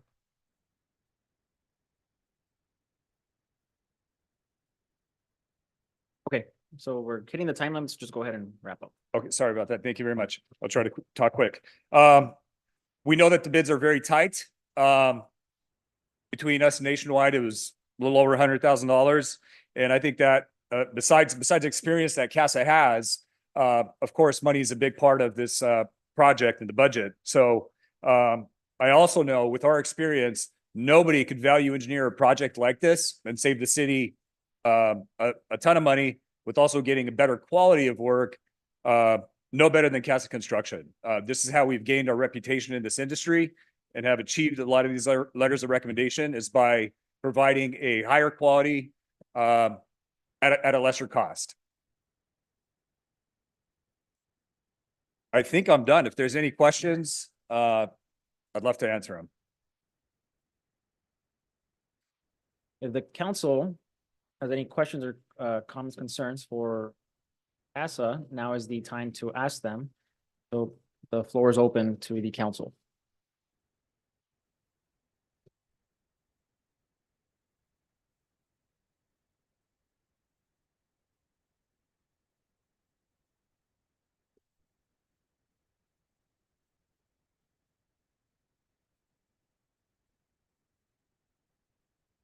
not, I thank you for coming out here and spending your viewpoint. Now I will ask Nationwide Contracting to come to the dais and give us their presentation. Thank you. Thank you.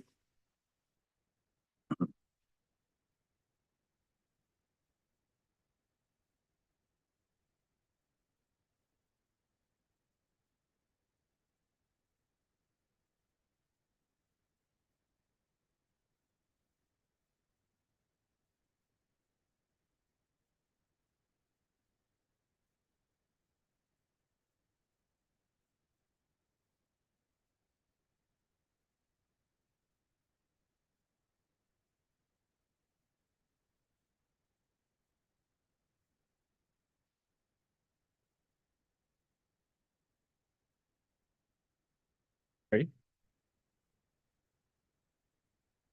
10 minutes starts now. Good evening. My name is Christopher Morrow and I'm counsel for Nationwide. We were notified of the bid protest in December of last year. At that time, we were asked to respond to a narrow scope of issues and questions that were raised by CASA in its bid protest, which we did. We responded by the end of the year on a fairly quick turnaround. Since then, CASA has submitted a supplemental bid protest. Zusser has raised new and additional issues, and this process has dragged out for another full month as the bidders are scouring the various bids, trying to find minute details, errors, inconsequential issues raised in hopes of convincing the council to accept their respective bids. We've read the responses from council for the city. We understand the position. We agree with the position. We have provided the responses when asked, provided documentations when needed. We feel that we have responded with the information requested and that Nationwide's bid is responsive and Nationwide is a responsible contractor. From a big picture standpoint, the issues that are raised happen frequently on projects. Bidders will go through another contractor's bid, try to find an error, and hope that they convince a public agency to disregard that bid and have that bid awarded to the higher priced contractor, which in this case would be CASA. CASA's arguments regarding responsibility and their qualifications, while interesting, are not relevant to your analysis today. The reason being is that this is a hard bid, low bid project that you are being asked to look at the bids, determine whether they are responsive, whether the contractor is responsible, whether or not there's letters of recommendation, whether or not one contractor may have more projects or a bit more experience is not what the bid documents require. To be responsive to the bid documents, you have to answer the questions. You have to provide the information required, which is what Nationwide did. Nationwide has the capacity to do this project. They have the requisite experience required by the bid documents, and they have listed subcontractors that they feel comfortable will be able to perform the work. The one subcontractor they have referenced that was unlicensed is now licensed and had an issue with its workers' comp. Under California law, a contractor has 90 days to correct a workers' comp renewal. And sometimes the workers' comp's not renewed because an audit hasn't been completed, additional information is needed, and the statutory system is set up for that contractor in a 90-day window to correct any deficiencies and have its license retroactively reinstated. It happens actually pretty frequently. During that time period, the contractors can bid on projects. There's an expectation that when that subcontractor provides that information and makes a representation that they are in fact addressing it, there's a good faith reliance that they are being provided information that's accurate. And that's exactly what happened here. John Gilmer Construction was trying to resolve it. They didn't do it within that 90-day window, and their license was temporarily suspended. But in January, they resolved it. Had they resolved it in that 90-day window, their license would have been retroactively reinstated to September, and they would have been able to perform work on this project. It's usually not very complicated to resolve a workers' comp issue. And in this instance, we believed, based on the representations from our subcontractor, that's what was going to occur. With respect to nationwide experience, they have experience on doing park projects. We've provided that information. We've provided a letter of recommendation. And we're here to answer any questions you have regarding their experience. I have both owners of the company here next to me that can address any concerns that you have. We agree with the staff's recommendation. We're here to hopefully move forward with this project, and they look forward to partnering with you to make this a successful project and to move forward. Great, thank you. Is there any questions or comments from the council? Now is your time. Yeah, I just have a question, Mayor. For Nationwide, thank you for those comments. How many parks have you guys built?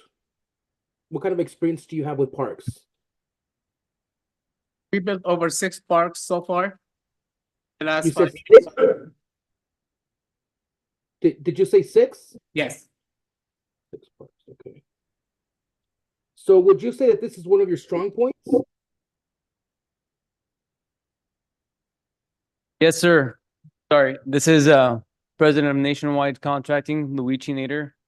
And this is definitely one of our strong points. When we talk about qualifications, we can list a lot of projects that we are more than highly qualified for. And in particular, you said you mentioned you guys have built 6 parks. When or what year did you start building parks? 2011 was the first park we did. That was Anaheim Energy Park.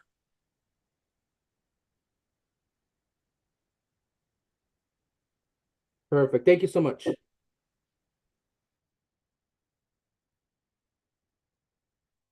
Great. If there's any other questions, comments from council?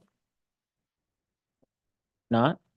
Thank you for being here today. I am going to ask you to take a seat. And I will ask Cesar to come up to the dais.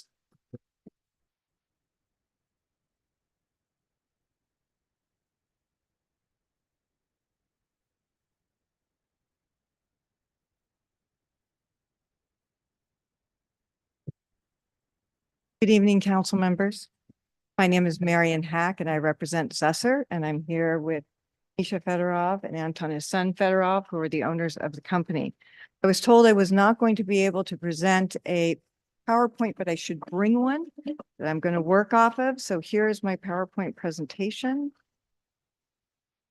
How many do I need?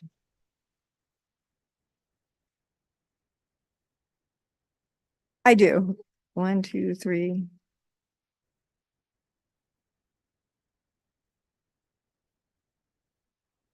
Just make sure you talk it to the mic, okay? So that way Councilmember Damian can hear. I'm sorry, you can't hear me? Can you hear me now? Yeah. Okay. We have a virtual. So what I'm going to do is I'm going to walk through the PowerPoint and you'll have it in front of you. So you can walk through it with me. Yes.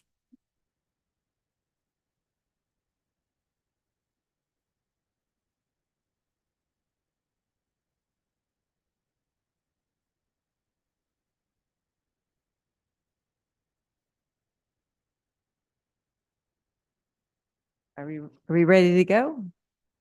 All right, good to go. All right, thank you so much. First of all, I would like to thank you for giving us the opportunity to speak tonight. First of all, I think you're very fortunate as a city to have actually 3 great bidders bidding on this project and wanting to do this project so badly. I want to introduce who my client is. Susser is a family-owned business. There's 3 members of the business, basically, father, mother, and son, who immigrated to the United States and started this company. This is very important to him. This particular situation is extremely important to my client because this amounts to a disbarment. This is an issue where you're disbarring my client and saying they are unable to perform this work on this job. And this has significant consequences going forward for my client. This means that other public entities could potentially claim because your actions here tonight make them non-responsible, and then other agencies may make the same claims in the future. So my client has to fight this very hard because of the significant consequences this will have to their company. You're putting the company in a very difficult position if you make a finding here that they are non-responsible. I will note that Susser has been in business for 20 years and has never been found a non-responsible contractor and has done countless public works contracts. So the only criteria you have here tonight is evaluating bids, as counsel for Nationwide said, is that this is a hard bid situation where your responsibility under the City of Baldwin Park Municipal Code is to award to the lowest bidder. And as you've been told, there's only 2 ways not to award to the lowest bidder. Is 1, to find that the bids are not responsive, means that the parties did not respond to the RFP, and then you can reject it. Although the staff recommendation has already said that all the bids are responsive, which we agree with. The other basis is to find that the bidder is non-responsible, which is a much higher standard, because what you're saying is the bidder is unable to perform the work that has been in the code. So I want to point out on page now 3 of my presentation that the bid spread here is about $110,000.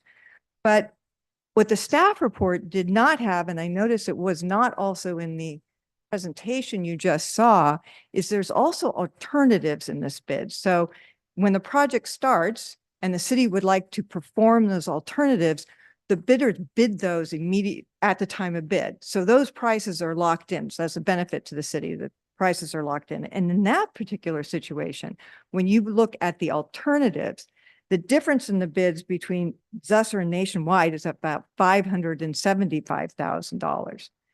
The next bid at CASA, if you went with CASA and you had to do the alternates, you would be talking about $1.4 million in difference. So that's a very significant swing in bids.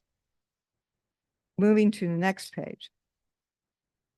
So the staff report, and this is an excerpt from the staff report, basically sets forth what the law is regarding non-responsibility. So typical, and I'm going to focus on this, a bidder is responsible if it has demonstrated the attributes of trustworthiness as well as quality, fitness, capacity, and experience to satisfactorily perform the public works contract. And that's the important point. Can the contractor satisfactorily perform this particular contract? And it goes on to say, typically questions of responsibility include, for example, whether a bidder has experience with projects of the size contemplated, whether the bidder has sufficient bonding capacity, whether the proposed personnel or subcontractors have required licenses, and whether the bidder's past actions such as submitting false or inflated extra work claims demonstrate a lack of trustworthiness. Well, we're going to go through each one of those. Next page. First, Susser has experience with projects of this size contemplated. In fact, they just completed almost the exact same project for the city of Bell Gardens. There's a nice picture here and there of putting the cisterns in. Remember, this is not just a park. This is actually a really important project because, as is explained, this is going to capture groundwater, which we just had a lot of it just now, and then a park goes over it. So the really important aspect, and one of the reasons why you have this grant money to do this new park, is because you're putting in this water infiltration system. And Susser, I think, is the only bidder that has recently done a project almost identical to this and completed it. It's also listed many other projects. One of the ones I wanted to point out was the Point Doom staircase replacement project. And this was fascinating because they had to put a staircase, and you can see it on a cliff there to try to get, they had to use this crawler machine to install the pilings in order to put this in. It was a very technically difficult project, and they performed it on time with no claims. Further, we've provided letters of recommendations, one from the city, Culver City, and just dated December 14th, 2023, from the city of Whittier, in January 3rd, 2024, and from the Orange County Fire Authority, who have all worked with Zusser and had successful projects with them and consider them a responsible bidder. Second criteria, does Zusser have proper bonding capacity? They do. We have provided the letter from their bonding company, not only saying they have bonding capacity, but also verifying that they are a good contractor and one they would recommend.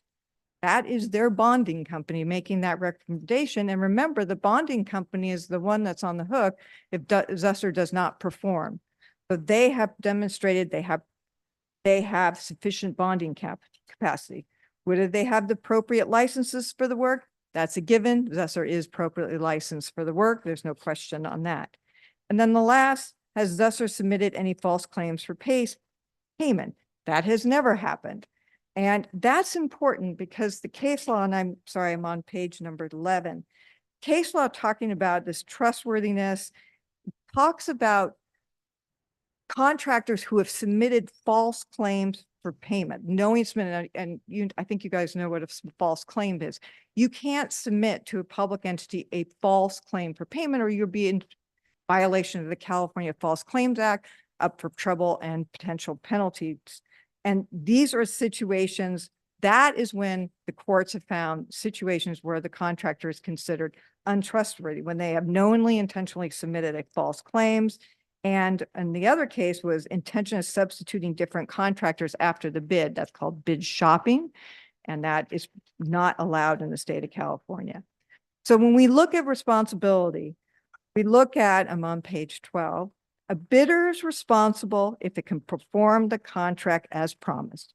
Zusser can perform the contract as promised. They've done it before, and they can do it here.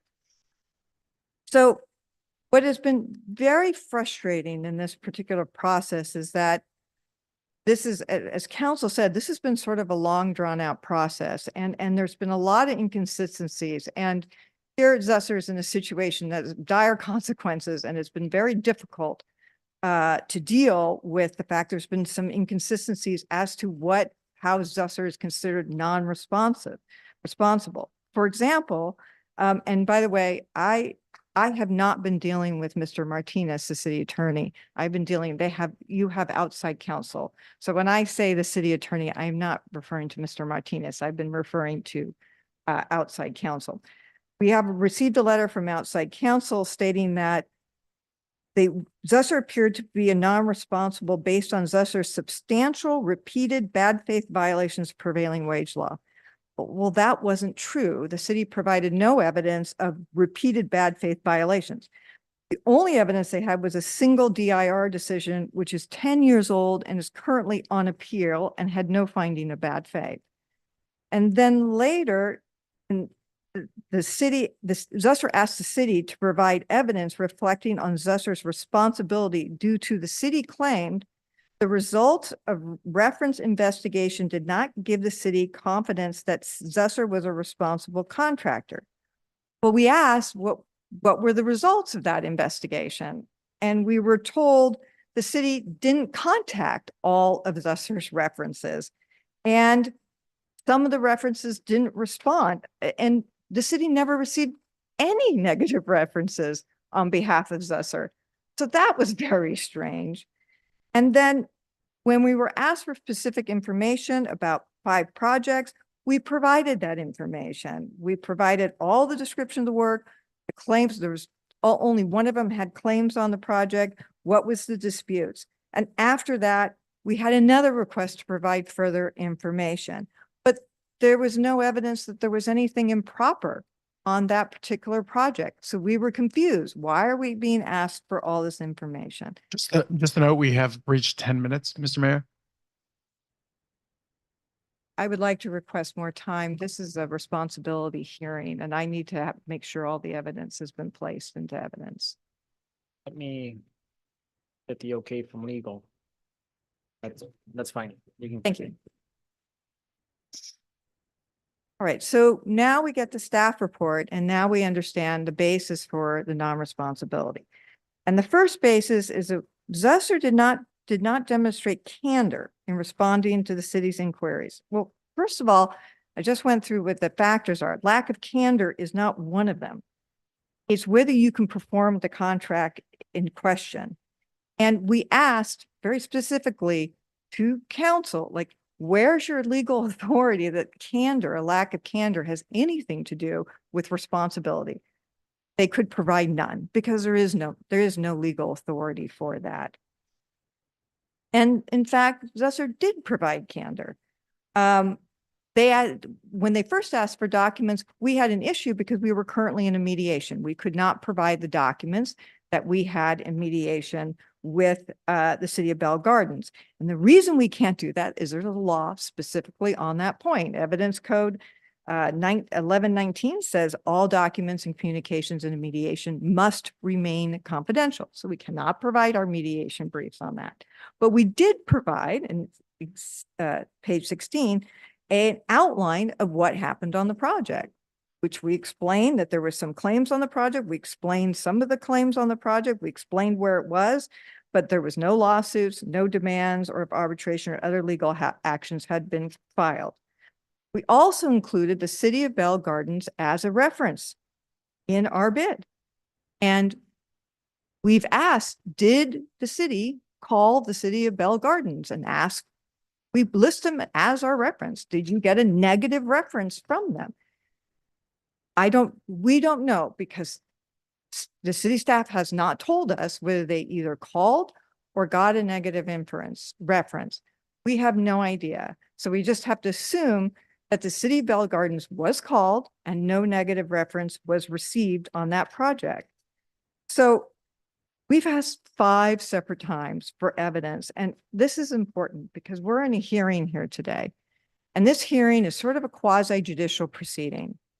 And in that type of hearing, according to the Supreme Court on this, prior to awarding a public works contract to other than the lowest bidder, a public body must notify the low monetary bidder of any evidence reflecting upon his responsibility received from others or adduced as a result of independent investigation. So we asked, what evidence have you received from the city of Bell Gardens that either you received from them or adduced from your investigation that had any bearing at all on Zusser's responsibility? They could provide no evidence at all.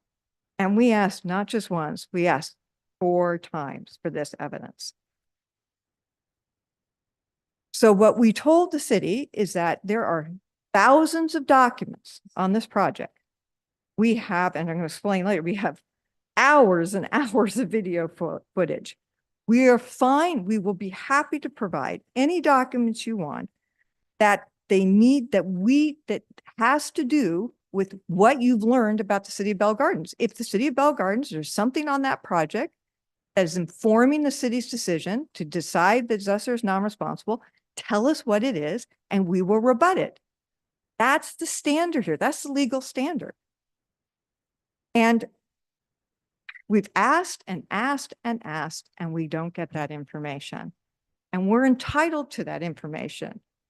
And there would be, even if we provided the documents, there would be no way for the city to even assess the documents because they have no personal knowledge as to what happened at the city of Bell Gardens project.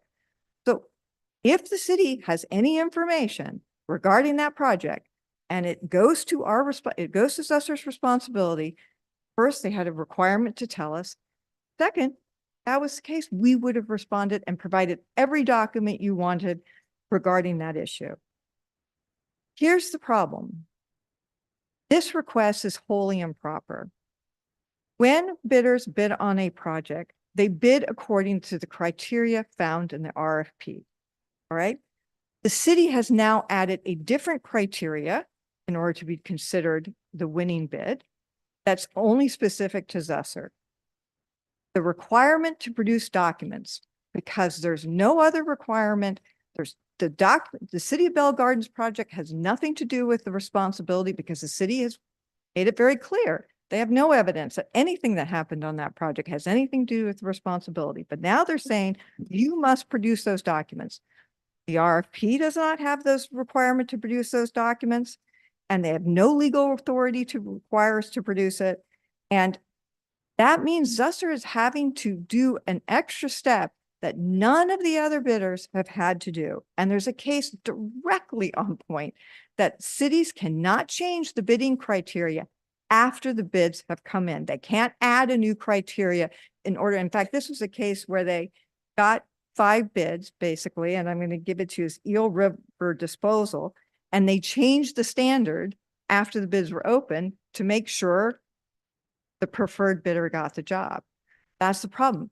If there was a requirement in the RFP that we would be subject to an audit on any job, then we would have had to provide those documents. Every bidder would have had to provide those documents, but no. In this particular case, only bidder that's had to provide extra documents that are not required in the RFP is Zusser. And regardless whether that's favoritism or any other criteria, the courts will say that you can't do that because it gives the appearance of impropriety. Public bidding is very, very important to keep. It's almost sacrosanct. I think one of the case says that you want to make sure you have an even and fair playing field. When you put a requirement on one bidder that you don't put on any of the other bidders, that playing field all of a sudden is no longer there. And in page 21, I basically put the quote from that case. The case was the bidder that won it was Tom's Trash. We do not believe Tom's Trash was awarded the franchise. This was a franchise contract on the basis of favoritism, fraud, or corruption, because the record doesn't show that. But the fact that the bidders were misled and did not compete on a level playing field opens the door to such possibilities. And that is enough to warrant judicial intervention. Going to the second issue. This one is very odd. We don't quite understand this one. So Zusser is being determined non-responsible for workers' misclassifications it admitted before the Department of Industrial Relations. Okay, so first let's back up. In page 25 of what you were just sent out, Zusser does not dispute the misclassification of workers who perform work for the operating engineers and labor classifications. It does not dispute the DLSA's determination that Zusser underpaid workers classified as cement masons. We didn't dispute that with the DSLE. We didn't admit to it, but we didn't dispute it. We've never admitted that we misclassified cement workers. In fact, we still believe today we did not misclassify those workers, but we didn't dispute the responsibility for that. There was a financial decision made not to contest the DRA's findings on cement workers, and it's not a concession or agreement. Now, let me explain why, because it's in the same decision. The reason why they didn't is because the monetary value wouldn't be worth it. If you go to page 21, the second full paragraph, the finding was the workers should have been paid $32.30 per hour. The DSLE found that they were only paid $31.85 an hour. The underpayment was 45 cents an hour. This added up to almost a minuscule amount of money that the DSLE found that there was an underpayment. When you go to page. Mayor, to the point, we have now reached 20 minutes. What? I'm sorry, did I miss something? So we've the 20-minute mark, so we'll give you just a couple of minutes just to wrap it up and then. Yeah, the problem is we're in a hearing and I have to be able to present my evidence. I don't have a choice. I think council will agree that I'm sort of stuck in this one. I'm going as fast. No, as I we, can. we do, and we're just asking you to plow along and get this done. I'm plowing along. Because they're gonna have quick questions as I can afterwards. go. I go as quick as I can go. Okay, so on page 27, the liability for so there's two issues, underpayment. What happens if there's an underpayment in the wages? There's usually an underpayment in the fringe benefits, and we had an underpayment of 1,700. So the amount of total in controversy here was $5,000. So, and also one of the workers passed away. So the reason why we didn't dispute it is because it just wasn't financially worth to hire attorneys to go down that road. But we certainly are taking responsibility for it. We're paying those amounts. And I want to point out one thing that we did after that. We took so much responsibility for it. We implemented a plan to never have this happen again. So we put together if you look on page 24, 25, and 26. So the issue is classification of workers. So what happens is if someone could be classified as a laborer, but they could work on equipment in one day. So the equipment rate is higher than the labor rate. So, but one worker can do both jobs during the day. So what Zusser did is they developed their own time card app where the workers enter all of their time, what they did, how many hours they did it for. Then they have a solar operated camera on site that takes pictures every 15 minutes to make sure that what the employees are entering is accurate. And then the employees then at the end of every week sign time cards verifying the issues of classifications. And this happened 10 years ago, the cement issue. And since then, this has been hugely helpful to make sure there's never been another issue with a misclassification. And this has been what Zusser has done to prevent this. So not only have they paid the issue on the fines, the negligible amount, but they implemented procedures to make sure that this happened again.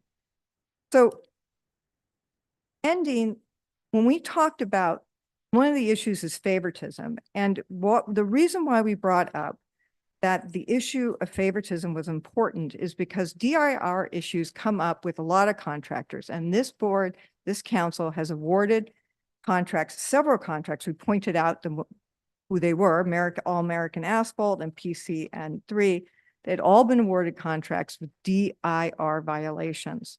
And then we also pointed out that the other companies, Nationwide and CASA, also had issues. They had issues with trust fund lawsuit. They had an issue with if Nationwide has 3 issues with lawsuits and CASA had 1.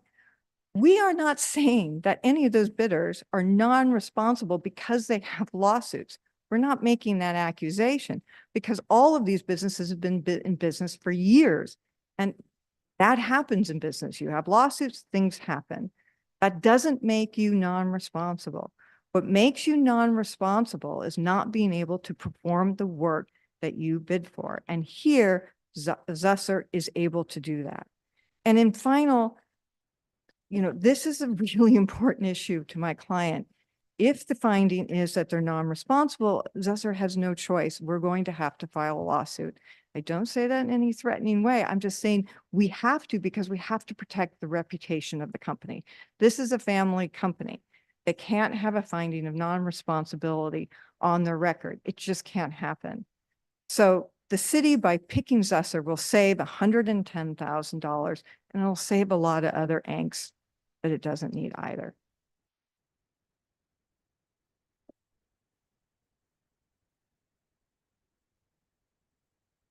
I just want to make sure that you covered anything you needed to cover with respect to the comments that were made by CASA.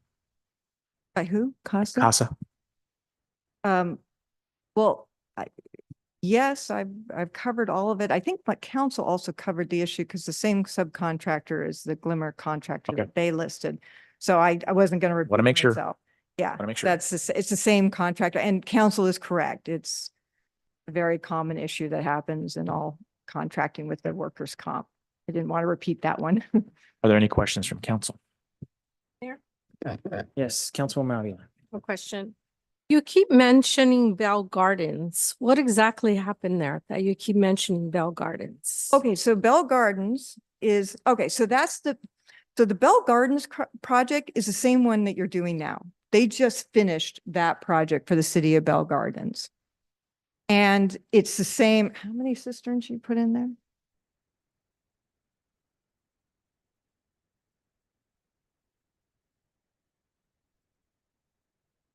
Yeah, so it's actually triple the size of this particular project. It's very similar. You put the cisterns and then you put the park over it.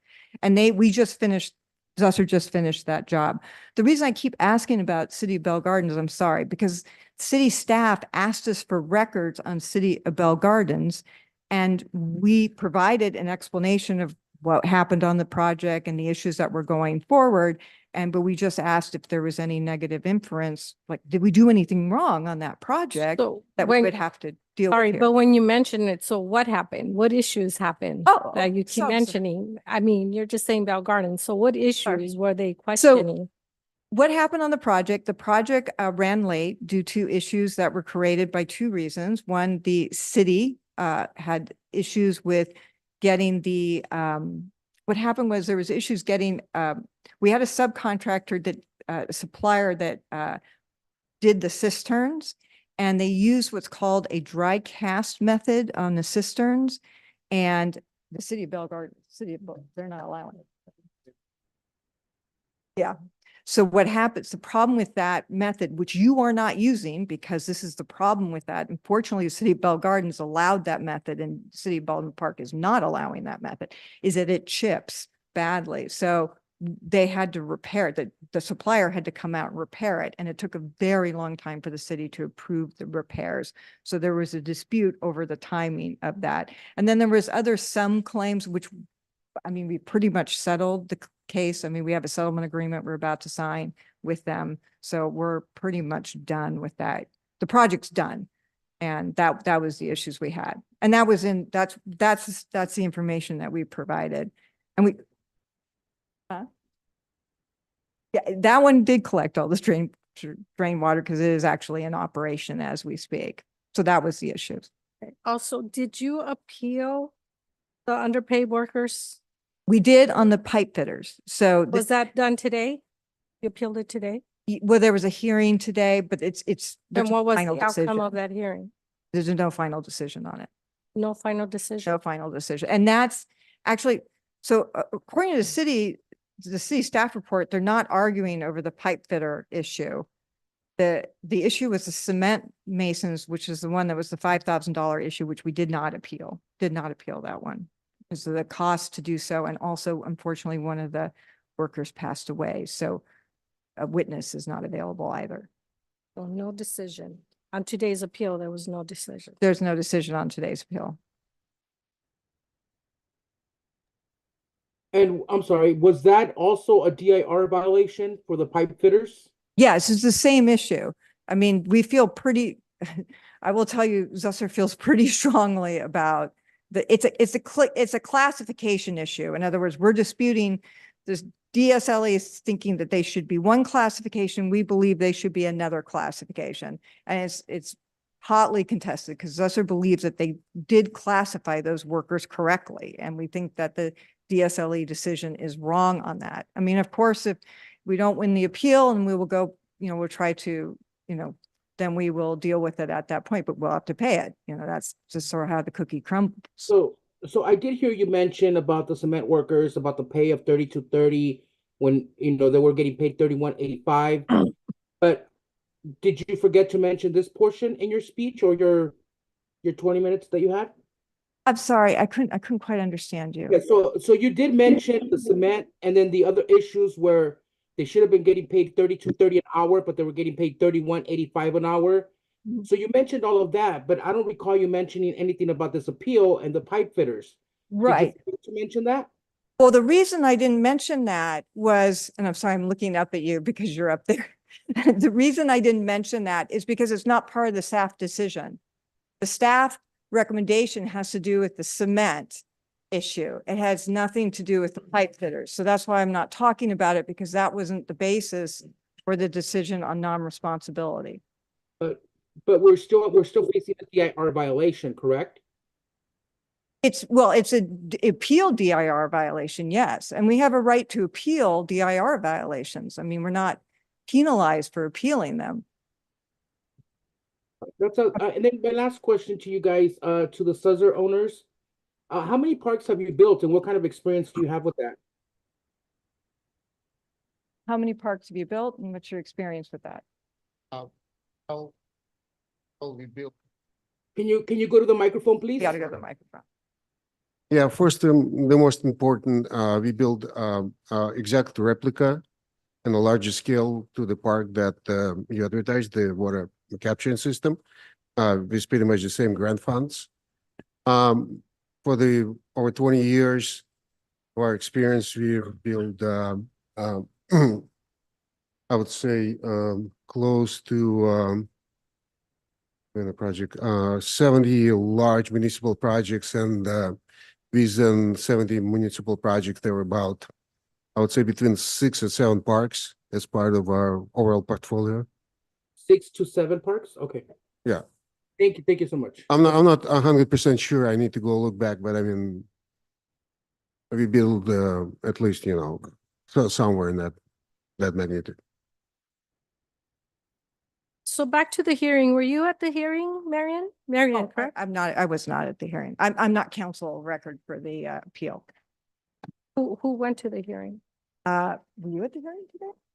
I was at that time. Oh, he was there. Unrepresented or? No. He's represented by counsel. Another council. There's another counsel on that. You were not part of that hearing. No, I don't handle DSLE issues. So he has another law firm that does that. It's not even my law firm that's doing it. So you were informed there was no decision made. I thought there was no decision. Was there any decision? It was just the hearing. Was it taken under submission? It was taken. Okay. Okay. And this is at Superior Court, right? Yeah, so Sometimes this they're is not taken at the under Court of advisement. Appeals. I guess that's what I'm trying to say. Sometimes the items are taken under advisement, right? I do have a question. I know you gave a lengthy explanation of the unclassified or, incorrectly classified positions and the amounts and how that has now been corrected. And that was, I think you said it was about 1,500 or so, but I'm looking at the DIR decision here. And it says the assessment determined that the following amounts were due 209,000 and some change in unpaid prevailing wages. Correct.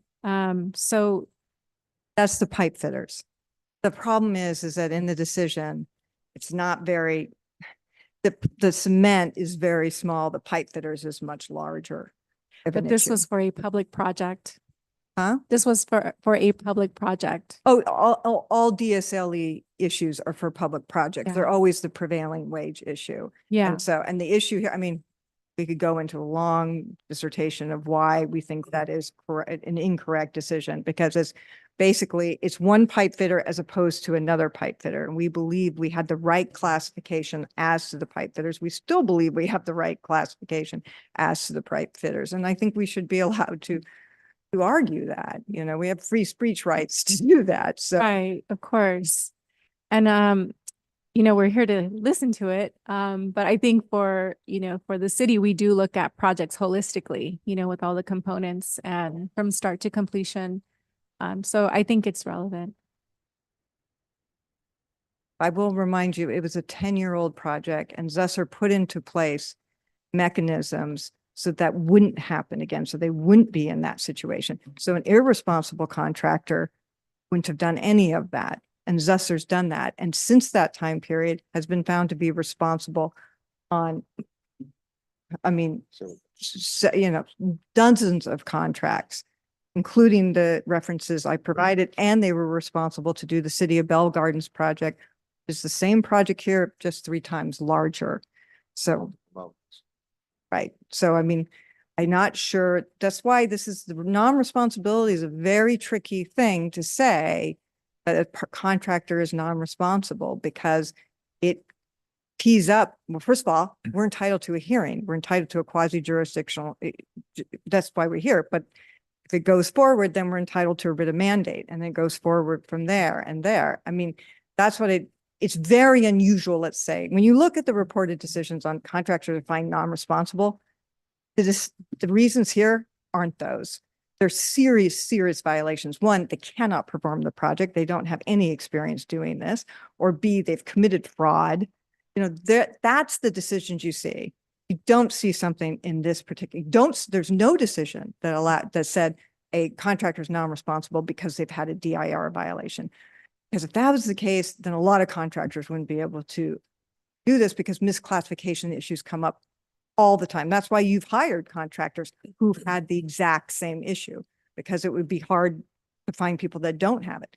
What happens is you pay the fine or whatever the issue is, and you move forward, or you do what Zusser did, is try to prevent that from happening in the future.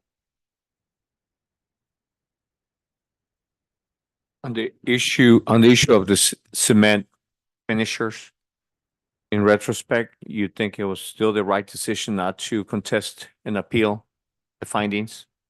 To not contest it at the Right. cement, well, You made a decision of convenience, Well, financial convenience, I mean, and yet we're finding you non-responsible for that reason. well, you know what you're kind of saying to contractors, you have to fight everything, and you can't make any business decisions. If you get a parking ticket, for example, and you think you're right?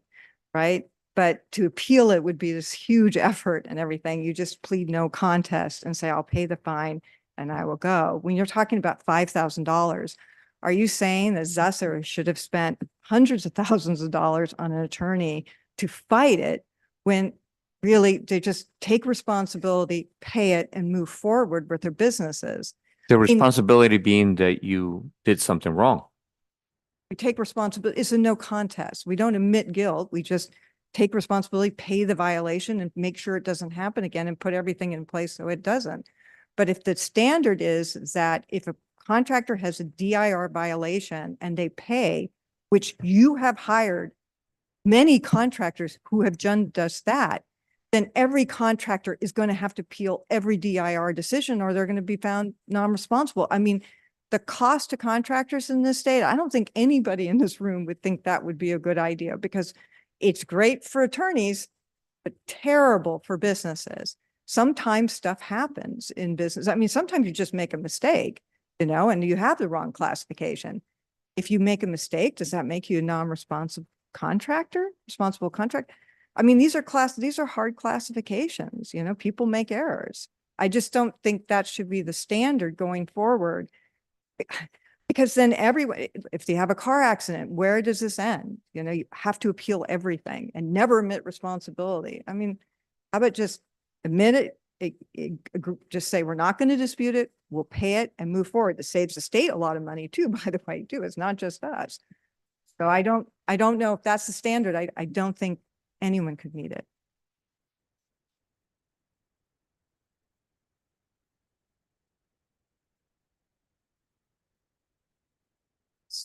I mean, one of the more obvious questions is, if you're in litigation with City of Bell Gardens, why did you list them as a reference? Why not? Because it was a great project. I mean, we had disputes. I think they're proud of it. I think at the beginning you said you couldn't talk too much about it because you were in litigation. So I'm assuming that if I don't know, I wasn't there, I didn't make the call. But I'm assuming that if I tried to reach out to Bell Gardens, they would tell me the exact same thing, that they couldn't talk about this because it's in litigation. We're not in actual litigation. We have a dispute. So then so Bell Gardens passed resolution number 2023-42, right? And it talks about the project it wasn't with just Bell Gardens. It was through the JPA of the Gateway Region Integrated Watershed Management. So it was involving multiple cities. What? Correct? So there's a resolution of the City Council of the City of Bell Gardens, California, approving a project neutral agreement. with Ernest Oh, yeah, Brown. the funding goes through, the Yeah, funding yeah. goes So, through several cities, yeah, yes. beyond the point, right? But so it says, the resolution of the city of, a resolution of the City Council of the City of Bell Gardens, California, and this is just me Googling it now, right? So this isn't anything that anybody gave me. For the resolution of disputes regarding the John Anson Ford Park Infiltration Cistern Project, which is the project you're referencing, right? So in that and what I'm reading here is that I want to make sure I find the right part, where the city contends the delays have been due to a combination of Zuser's performance, weather delays, deficiencies in the precast concrete installation, and Zuser's staffing and prosecution of the work in a timely manner, among other issues. So they passed a whole resolution contending that they kind of put the blame on you. But we understand there's a dispute, but we also have a settlement agreement with them where they're taking responsibility for many of these issues. I can't share the settlement agreement because it's not completed, but they're actually taking responsibility. So, I mean, this is why this is a hearing. No, I know. And There so- was an issue with this project and there was like, you wanted to talk about, we would come in and we would relitigate that project here and we would show you why we're right. And we've got all these video of why we're right. So that's why this is why I've been asking so long for this information. Yeah, but that's what I'm saying, right? You're telling me you can't tell me details. Why would we expect that Bell Gardens could tell me details? Why wouldn't they tell you details? Because you're in litigation. No, we're not in litigation. Well, We're you're in in, litigation there's with there's them. confidentiality in what you're currently negotiating. So But we're currently negotiation, absolutely, there's confidentiality. But course. as to what happened on the project, the city of Bell Gardens could have given us a bad reference. Did they? I didn't talk to them. Yeah, Really well, don't know. did no one talk to them? I'm just asking, yeah. based on what I know, me, if I'm in litigation, I can't talk about something. But I wouldn't go and ask the other party to talk about it. Or if any sort of claim going on, I wouldn't be able to talk about it because it opens me up to a litigation. But I wouldn't expect the other party to put themselves in that position, just from what my experience being on this council, based on. First of all, we're not in litigation. I want to be clear. There's no complaint filed. Maybe I'm using the wrong term, just claims and going back and forth based on discrepancies in the scope of work met. Does that makes it better for you? I won't use the word litigation. What I'm saying is, that's what I'm saying. So, Well, again, if they provide a bad reference and Yeah. by the way, you could do an independent investigation. You could provide that evidence and we would have been here today rebutting it. But that evidence hasn't been provided. And here we're on the fly and you're reading things off the internet. I mean, well, I'm reading a resolution. It's not just off the internet. It's off their agenda. no, I understand that, but do you understand the problem with that? We having a hearing here today. It's a judicial hearing. The Yeah. Supreme Court has been very clear that the city has to provide this evidence prior to the hearing so we can rebut it. I understand. So you kept bringing up Bell Gardens, so I looked it up and see what I could find on the fly. I understand the city brought Bell Gardens up anyway, so Okay, they asked so- for documents. Again, I asked why you want the documents. So that's all. Maybe that was the reason. They just didn't tell us that. Yeah, I don't know. So, I mean, those are all questions for legal and staff that took care of it. Of course, we're not part of the daily operation, so we weren't part of that process. But if I may, Mayor, and it's also our job to do our due diligence and to make sure that the municipality is able to look at the work history and what you've done in order for us to grant someone almost $18 million project. I mean, we can't just go and hand it out. We have to do our own due diligence as well. So, Mayor, are we done with the public hearing or? this- I actually have a question.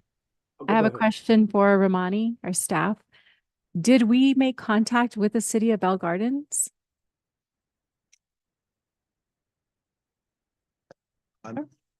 I would recommend Romani not get in issues. Or I would recommend that Romani not get any issues to respect the due process rights of Zusser here, that whether or not there were communications with Bell Gardens, they're not being tried for any responses. And that's not before the council. Could I ask, as part of our due diligence, did we reach out to Bell Gardens? Yes, we did. Okay. That's the first I'm hearing that. I asked that question over and over again. So there's no negative reference, obviously, because if there was a negative reference, we would be hearing about it.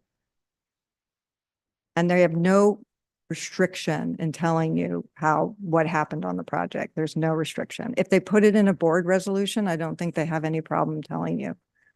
Has the project closed out? Has it been accepted by the city of Bell Gardens as a completed project? They've taken beneficial occupancy and then the closeout is the settlement agreement. But they've got it's all done. You can, So it had some disputed items, not litigated, but disputed. they're disputed and hopefully, I think they're settled. So we're hopefully done. We got a settlement agreement today where the city sent us their version of the settlement agreement, which is very close to what our version is looking like. So we're pretty close to being completely closed out with the city. And we provided all the documents. And honestly, it's a great project. I invite you guys to go look at it. Right. Well, if there's no more questions or comments, now is the time to entertain a motion. Or city attorney, if you have anything to add before we continue. No, Mayor, only to point you to the section in the staff report that's cited as the alternatives. Am I done? Yes. Thank you. Thank you, Mary. We provided, staff provided 3 general alternatives for you. Like with all public works projects, you have the authority to reject all bids and start the bidding process over again. That's one of the options that you have. That would obviously delay the project. And we don't know what the rebidding might bring in terms of the estimated cost for the project. We also heard 2 threats of litigation tonight. And you've heard a lot of issues relating to what the law says about responsibility and responsiveness. You could continue this matter to your next meeting, February 21st, or even the meeting beyond, to give us a chance to evaluate some of the things that we heard tonight with you in closed session. But I should add that it's likely that the bidders would have to then contact their sureties to get extensions on their bid bonds to make sure that we could still award it if you decided to award it after considering all the information that you heard tonight. And if we continued to the February 21st meeting or some meeting beyond that, but that is an option. And like I said, you've got a basis for going into closed session, and that's the fact that you heard 2 threats tonight of litigation from 2 of the bidders. Or you can just provide us with staff with alternative direction or continue to ask additional questions. That's also on the table. Mayor, if I may? Well, you may want to close the public hearing before we. It's not a formal public hearing. We Okay. were just so.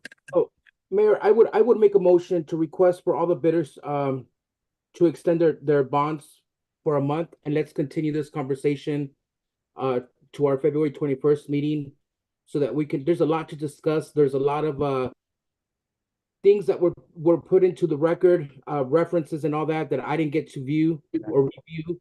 So I would just recommend to make a motion to move this over to our February 21st meeting and ask the bidders to extend their bond.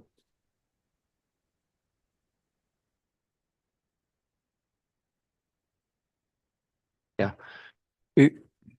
If each of the bidders can come to the microphone and see if you're willing to extend your bid bond.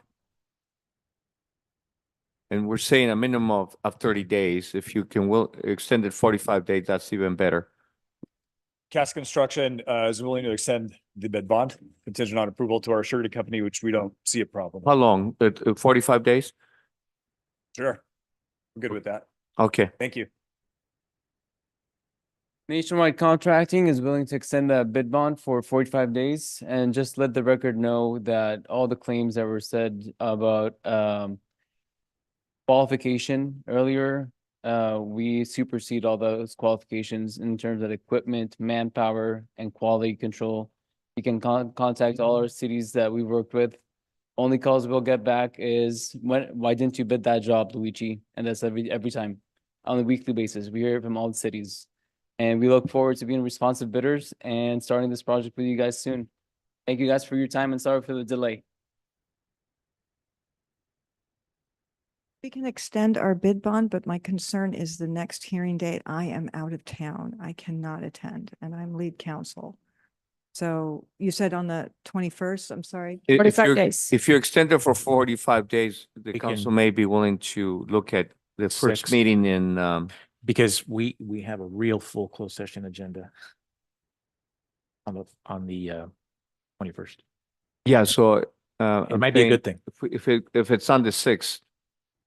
Because by then, Fine. Sam, Mhm. Sam will be back. We have a really full closed session agenda on the 21st, so we were going to cut it close anyway. So Okay.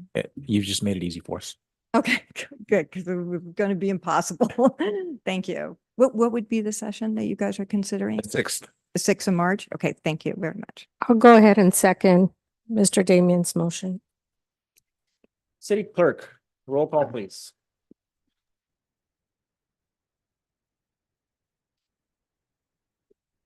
City Attorney, I just want to clarify that we are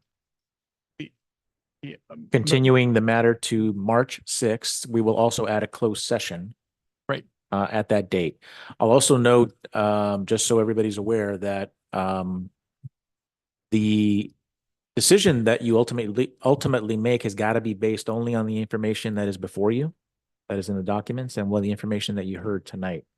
So, not anything new. Councilmember Avila, Yes. Councilmember Garcia, Yes. Councilmember Damian, Yes. Mayor Pro Tem Ayala, Yes. Mayor Estrada. Yes. Motion carries 5-0.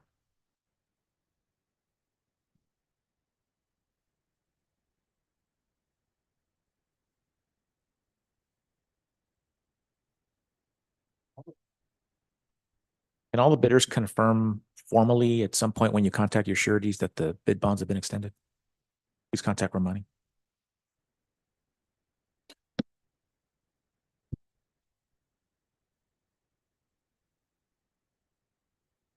Thank you. Have a good night. Thank you for your time.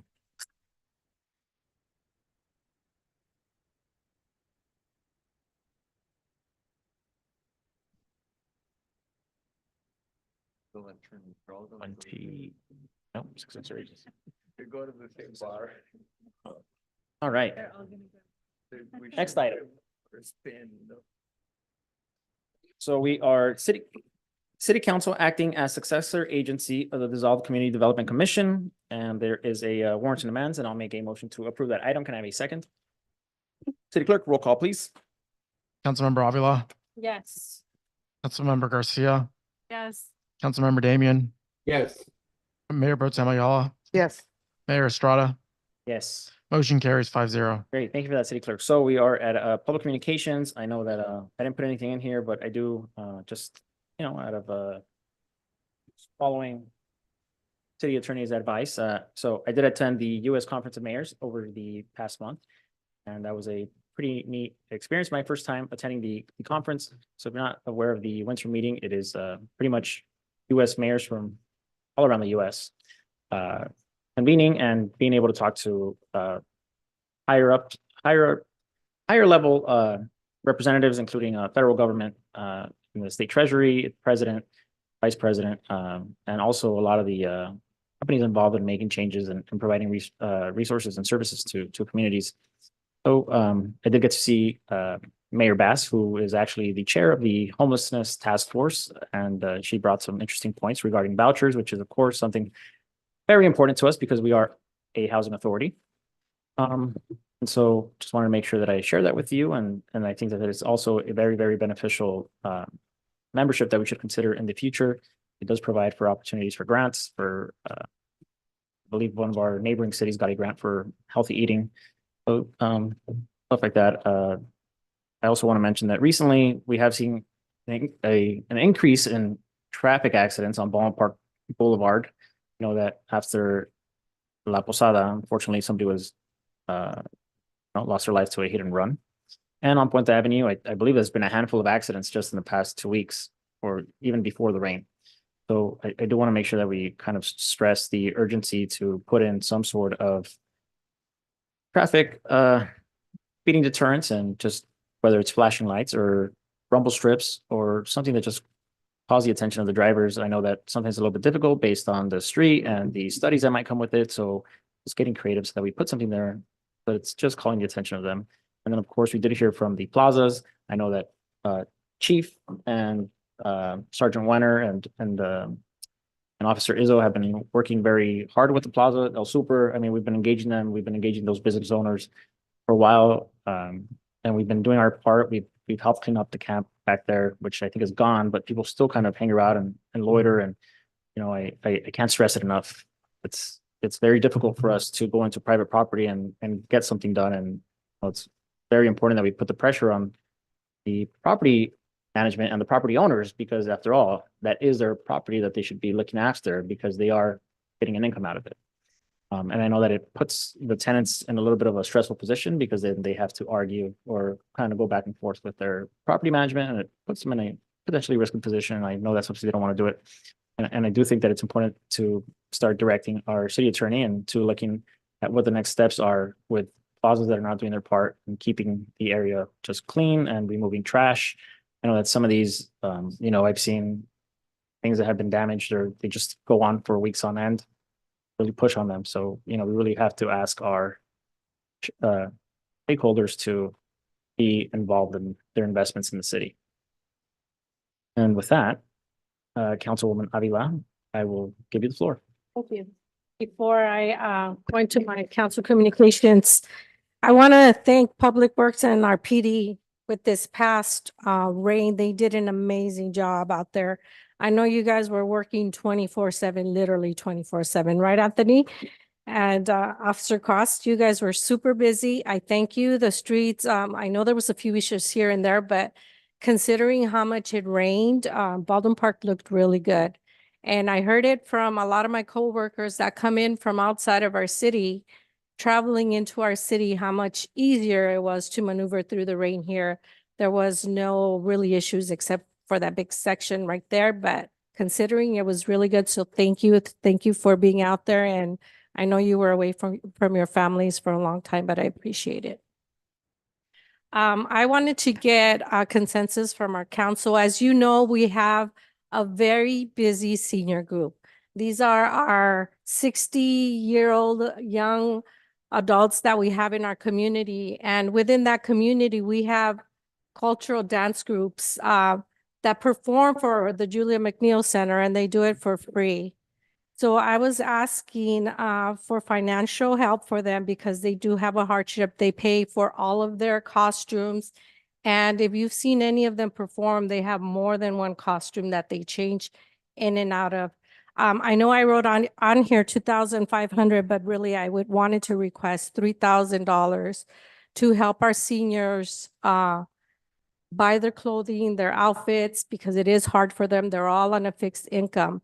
This would be especially for the International Line Dance Group and the Baldwin Park Dance Group and the Mariposas. If any of you have seen them perform, seen their outfits, they're really cute. They're really nice. They do an excellent job, don't they, Manny?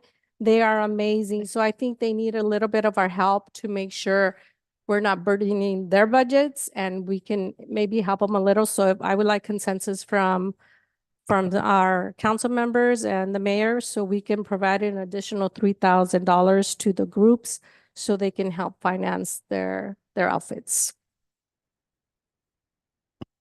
3,000, approximately 3,000, not each. Oh, Each 1,000 group? each. 1,000, so 3,000 altogether, yes, for the three groups. That's fine. I will support it. I'm sorry, what was that? I will support. Thank you, Mr. Damon. Also, we were talking about, excuse me, our parking lots and how we need to make people accountable, and what we can do in our city to help promote cleanliness, to make sure that we're all working together. We're all working for the same city. It's not an I thing, it's a we thing. And I talked to the head of our departments, and I think it would be a great idea to collaborate, police department with Public Works, with Parks and Recreation, even with our staff here. Excuse me, that we are addressing unsafe areas, that we are addressing areas that may be not being kept up. So by working together, we can be reporting these things as a group. PD can report on safe areas. For example, they're out at night and we're not out at night. I'm so sorry. They see when the lights are out, when a street light is not working, or when they're driving in a street that does not have enough light. That's unsafe. So they can see that. So if we can work with all the departments, have a process so they can just report it, and then Public Works can go out there, do the assessments and fix it. The same with parking lots, unsafe parking lots. Excuse me, they see when there's a lot of homeless or there's a lot of trash. They're not going to go out there and pick it up. I don't expect them to do that. That is not their job, but it is a safety issue. It's a health issue. So if it's something that we don't see, our Public Works doesn't see, if they can report it. Public Works, the same thing. If it's a safety issue, you're going to report something. If you see something on the street, let's work together. Let's collaborate, make sure our sidewalks are clear, that they're not dangerous for tripping hazards or just creating injury to our staff, as well as our community members. I would like to continue. I think we're doing an excellent job in maintaining our city, and every day it just looks better and better. The safety is better and better, but I think, we always have room for improvement. And if we work together as a team, collaborating with each other, I think we can fix problems a lot faster because we're going to be reporting them a lot faster. I know there's a system on our website where we can report if there's any issues, but I would like for us to collaborate as a team, as employees, as staff, to regularly report on safe situations, blightful areas, and identify and report everything.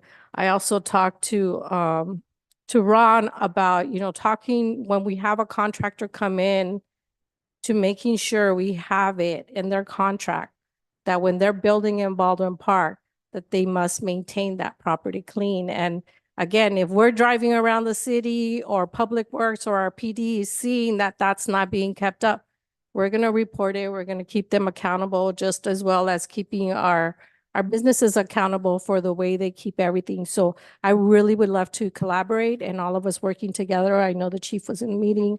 Everybody, all the directors were in the meeting, and they feel it's a great idea.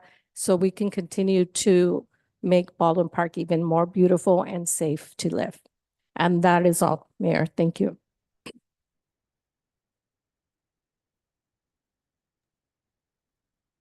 Great, thank you, Councilwoman. Councilmember Damian, you have the floor. Thank you, Mayor.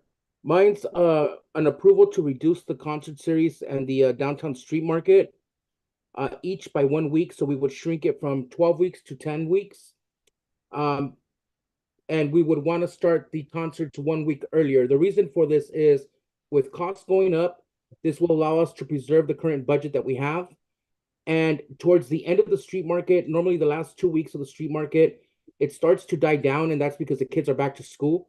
So it would be beneficial for us to start it a week earlier since kids are out of school at that time.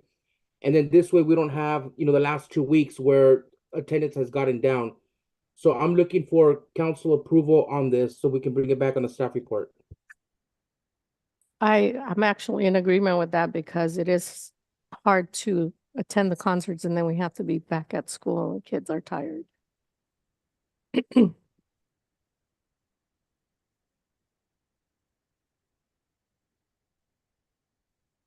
So we have consensus? Back to it. Yeah, I think there's consensus to bring it back, right? All the items. Mayor, I just, really quick, since, earlier we heard from a resident about the El Super Shopping Center. I just wanted to ask our chief and our director of recreation and community services if you would, make sure that we have outreach at that site. And yeah, I think that's becoming a problem, more and more. And so, I think that we have the resources. So let's kind of put some attention on that shopping center and help out those residents that came out. And I also want to reiterate or echo the comments about our city staff, public works and police department, being out and making sure that the streets were safe for our residents. That was quite a storm that we just experienced. So, and we saw the havoc that it wreaked in other places. So very fortunate here in our community. And then I also want to close on behalf of Javier Ferrer, a longtime resident in the city of Baldwin Park, and husband of Mary Ferrer. So may they both rest in peace. And very sweet, good people here in our community, raised a family. And so we will extend our condolences to the Ferrer family. Thank you. Mayor, if I may, I just have to, now 2 months late, but I have to report back from the California League of California Cities City Clerk Conference that I was privileged to attend alongside staff members. And just to kind of summarize, I went to over the course of 3 days, went to several workshops, Elections 101, core responsibilities of filing officer, navigating the transition, a new law and election update, political reform act beyond the basics, what's new with the Brown Act, and when decorum and civility do not work, then what? A couple of topics that we heard about, and we're excited to find a way to bring them back home. Number one is the suggestion that all cities adopt a code of conduct for all elected members and staff members that go to hold everybody to a level, hold them to a level of decorum. The FPPC unveiled some new rules, which certainly go along my hope for a paperless future, which allows FPPC forms to be submitted with an electronic signature as long as it is emailed to staff, and that email chain has to be preserved so that this digitally signed copy would be forwarded to FPPC and your email would be on the record. Another is a topic of social media, and it's something that our city attorney will have to probably delve deeper, but encouraging all council members to be careful when liking and sharing social media posts of other council members, especially when those social media posts fall within the subject matter of jurisdiction of the city council, because it can be interpreted as a meeting when one member, and again, this is for the city attorney, this was just topics that were shared, that it can be interpreted as a meeting when two members of the city council like or share a social media post. We heard from Secretary of State Shirley Weber on civics education, again, decorum, and the resilience and the importance of having a very resilient office of the city clerk. And those are just a few topics that we heard about. So thank you, Mayor.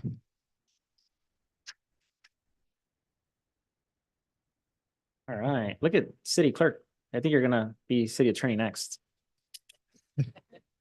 And just to clarify, I'm not trying to spew any legal advice. I'm just sharing what I heard at the conference. Entertainment purposes only is a disclaimer. All right, so it seems like we are done for today. Jean, did you have a comment? Oh, so Councilmember Ayala, sorry. That was Marco's fault. Well, it seems like Mayor Pro Tem, forgive me. Well, we're done before midnight, so at this moment, I will move to adjourn the meeting. Any objections? If No. not, meeting is adjourned, and we will see everybody at the next meeting. Good night, everybody. Bye. Almost.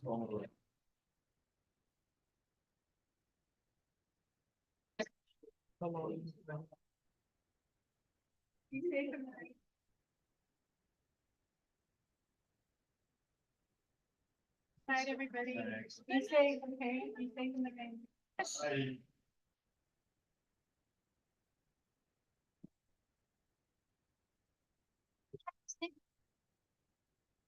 I'm going upstairs.